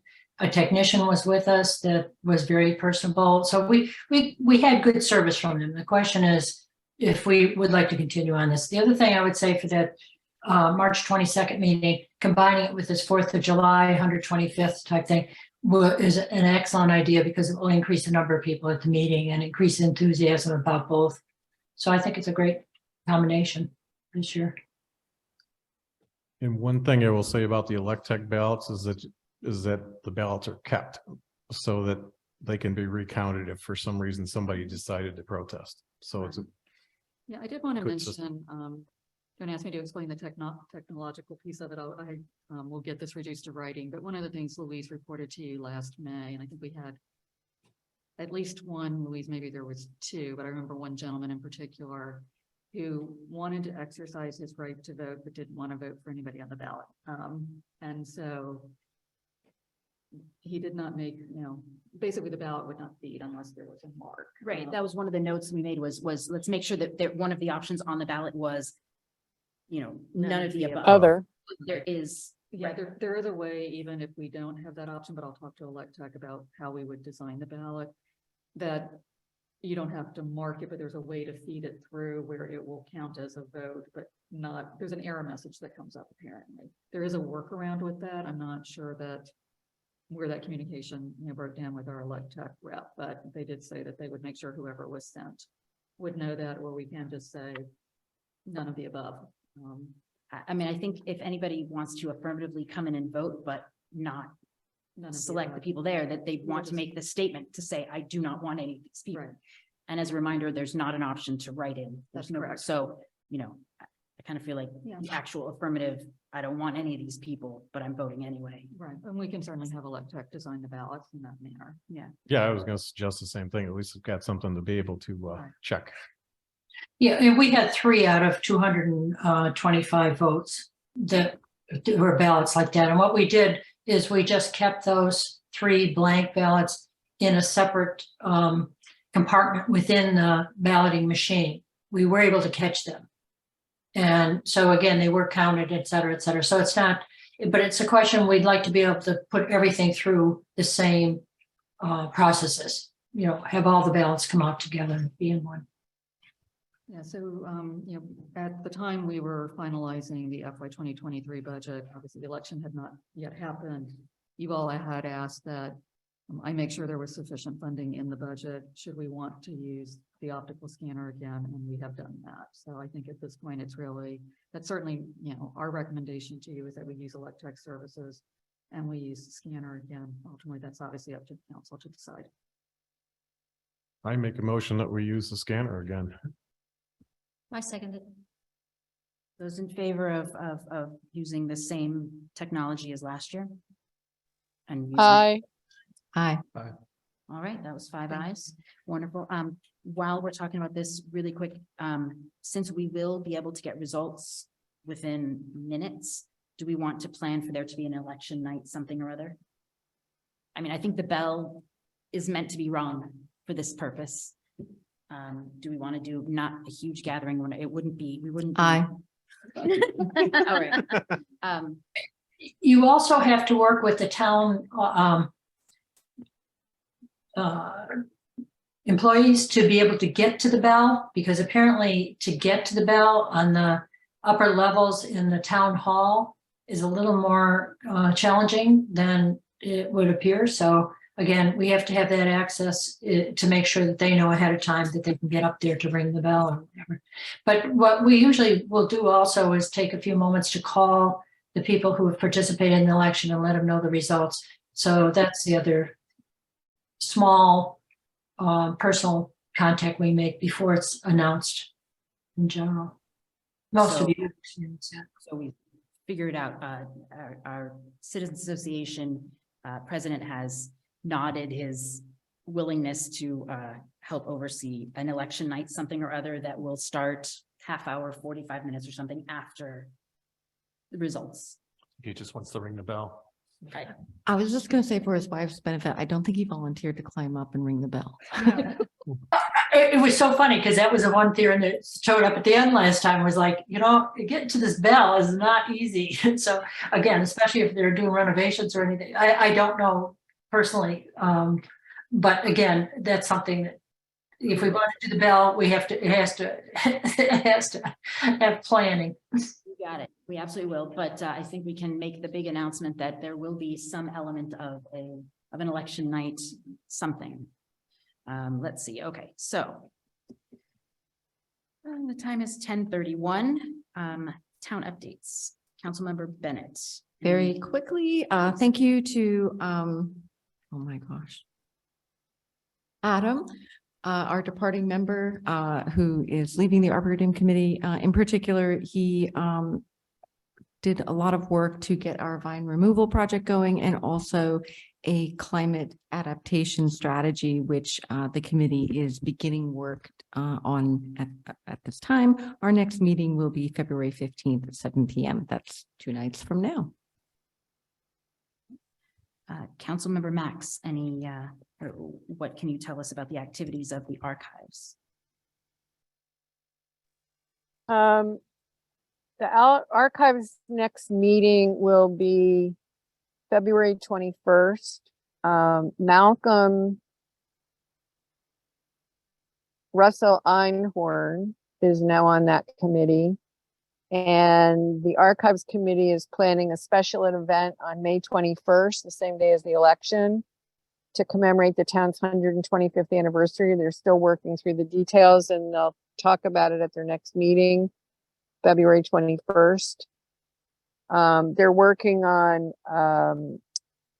a collection of oral history. We have 150 oral histories that they're working on cataloging, and they're also working on writing a new aid for the new Art at Penn Place collection. So that's all I have for archives. Wonderful, thank you. What about for parks and open spaces? POSCO, Nahid is working on a questionnaire to be sent to the community asking how they would like the dog park to be utilized. The Yendell Grove house demolition is moving forward. I think the RFP has been issued. And it's going to be issued. Yes. And the one thing they've asked me to find out about, Barb, I might need your help on this, is to find out any property zoning and the Pepco easement restrictions for what we can and can't do with the dog park space. Okay, yeah. So that's a question. Okay, I think I have some information on that, Lisa. I'll just need to dig it up and get that to you. That's And- great. When is their next meeting? It's February Uh, 22nd, I believe. 22nd, right? All right. Councilmember Paskowski, historic preservation, land use, any of the above? So, preservation last met on the 7th. I wasn't able to attend. I was doing a meeting, special meeting with you all. They've been pulling together information on putting a walking tour together. We originally talked about it as like an app. That was my idea originally, and thinking about it further, it seems like it makes more sense to put it on the town website, so it'd be easier to fix and people wouldn't really download an app. But the cost of that does seem to be getting pretty high. One of the things I was thinking as we were discussing earlier is that maybe it's possible if the town website's going to be looked at to be overhauled, maybe that could be rolled in together for, it's the same information, and maybe that helps a little bit on the price, and also with maintaining it could be useful to look at. So I think that was good timing on that. The input too. Stephen, if I may, Uh, could I suggest that they maybe contact Charlie Andrews on the Arboretum Committee? The Okay. town has a geospatial license, and the Arboretum Committee already has an interactive map of the trees. Perhaps the historic resources could just be added to that map, and you can access that from your phone now. Okay, that's sort of what we were talking about, is to try to make something all that's one-stop shop. You can kind of look at the trees, look at the historic, look at social history, not just the building's history, where there are parks or whatever else. So that'd be good. And then the other thing that was going on, I think, is a little bit more routine, is looking at replacing the post office doors, but I think that's well on their way. So that was discussed again at the last meeting. Land use, we met on January 24th, ongoing discussion with ADUs. And like I was saying earlier, when we were talking about the licensing, when the land use committee was talking a little bit about the licensing, but it's really not their purview. We're trying to shift more to the physical. One of the things I think is a really good thing that came out of that discussion is there's two different types of ADUs. So there's one that could be in the house, and there's one that could be detached. The detached one seems a lot more complicated to be able to deal with. How is it placed on the lot? Has it change the whole dynamics of a residential block? What is the lighting? What is the access back to it? What is the parking?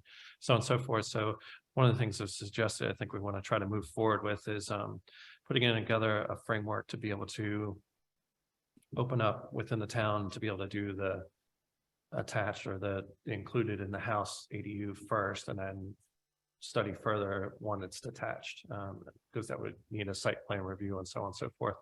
Right now, any type of ADU, besides the licensing issue, is held up just by the town ordinance. There's a requirement that any new dwelling requires 2 parking spaces.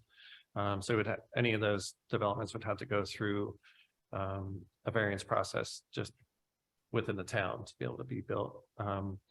That's one of the things we were looking at, is maybe it makes sense to have a different parking requirement for a new house versus a new detached accessory dwelling versus an accessory dwelling added within a house. So I think that's a good way to move forward. So we're trying to look at ways to propose adjustments to the ordinance to be able to make that happen. Can we assume that you're taking into consideration the ordinance 29 as it is written, which does reflect, if I remember correctly, requires a parking space for any ADU within or outside of the home? Oh, it's the county doesn't require it if you're within a mile of the metro. So Or we don't, considered a we mile, have but even at the furthest extent of Garrett Park, I don't think it's a mile. That's more than a mile. In Yeah. March Ah, 22. Mark Chain, But even thank if, you. even if it's just the metro, it's almost everything except for the last couple houses on Cambria are within a mile radius. So it's either way, it's waived, but then it comes back in based on the town ordinance. So Thank you for clarifying. Okay. Thanks for thinking that. So the question, does that mean that right now you can't have ADUs because we haven't quite solidified how ADUs are going to be handled, or can you go forward with the licensure of ADUs that are inside a house right now? There are some in the town. I was told that went through a whole process to be approved at the county level in the past. Those still exist and those are grandfathered in. The thing that changed in 2019 was there was a zoning change that all zoning classifications, including the one that has Garrett Park, can have ADU as right. So now it's just a matter of all the regulations around that. They're like everywhere else. There are places that are built that weren't built and permitted, you know, the way they were really built and used. I'm not sure what would happen with those. Anything that's kind of off the books being used as an ADU. But these are allowed. We're just trying to get ahead of identifying, putting parameters around how we want them to fit into our Garrett Parkiness. Yes, and the thinking is that's a lot harder with the detached one because it's a whole different building and a whole lot of other things. Whereas anything that's built within a house, it's generally set up the way that zoning text amendment is set up is really kind of leading towards somebody using a lower level, like an English basement or like just a true basement with egress windows place. I mean, you could do it where you partition a part of the house and have a door. It just can't face the front. I don't think we'll see that many of those, but we could. But all those kind of things, they all fall within the other zoning restrictions we have in Garrett Park. So it's the setbacks from the side, the front, the maximum 18% for the main dwelling with some exceptions, so on and so forth. So it's really, it wouldn't change noticeably the massing of buildings on blocks versus the detached dwelling units could change it a lot. And we saw that change just with a couple of utility buildings recently. There were a lot of questions like what's going up at such and such location. So there really should be more thought put to that. We haven't really heard of any big demand to build detached dwelling units yet. And I've yet to hear anyone individually say that they're opposed to having them in the town. But so if anyone is opposed to having it, it would be useful to kind of know. Yeah, but that is a bigger thing to study. And it's been a law in around the county for a couple of years now. So anywhere touching Garrett Park, except for Parkside, somebody could go build one next week.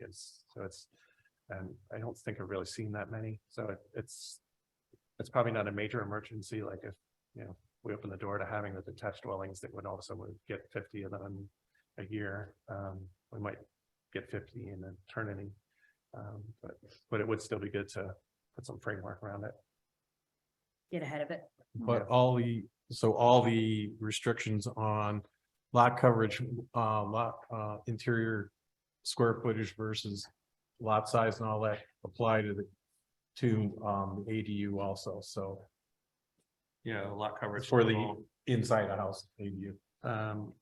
Yeah, well, your main dwelling is set at 18%. Right. And that would cover, it's still a main dwelling. It just happens to have two dwellings within it. So you wouldn't, you know, unless the town elected to change the zoning rules to say maybe there's an extension of the percentage if you're doing a certain use, but How about floor area ratio? That was what I was thinking of. that's still the same as 0.375. Okay, still the same. Okay. Okay. What about parking spaces? Can street parking be used for an ADU or do it have to be on the lot? It's for the county, it could be, it would be waived here because it's near transportation, but the town has a requirement of 2 spaces for a new dwelling, 2 off-street parking spaces for a new dwelling unit. So currently you would have to go through a variance, and land use committee has been looking at whether maybe that requirement should be different for accessory dwellings and or types of accessory dwellings.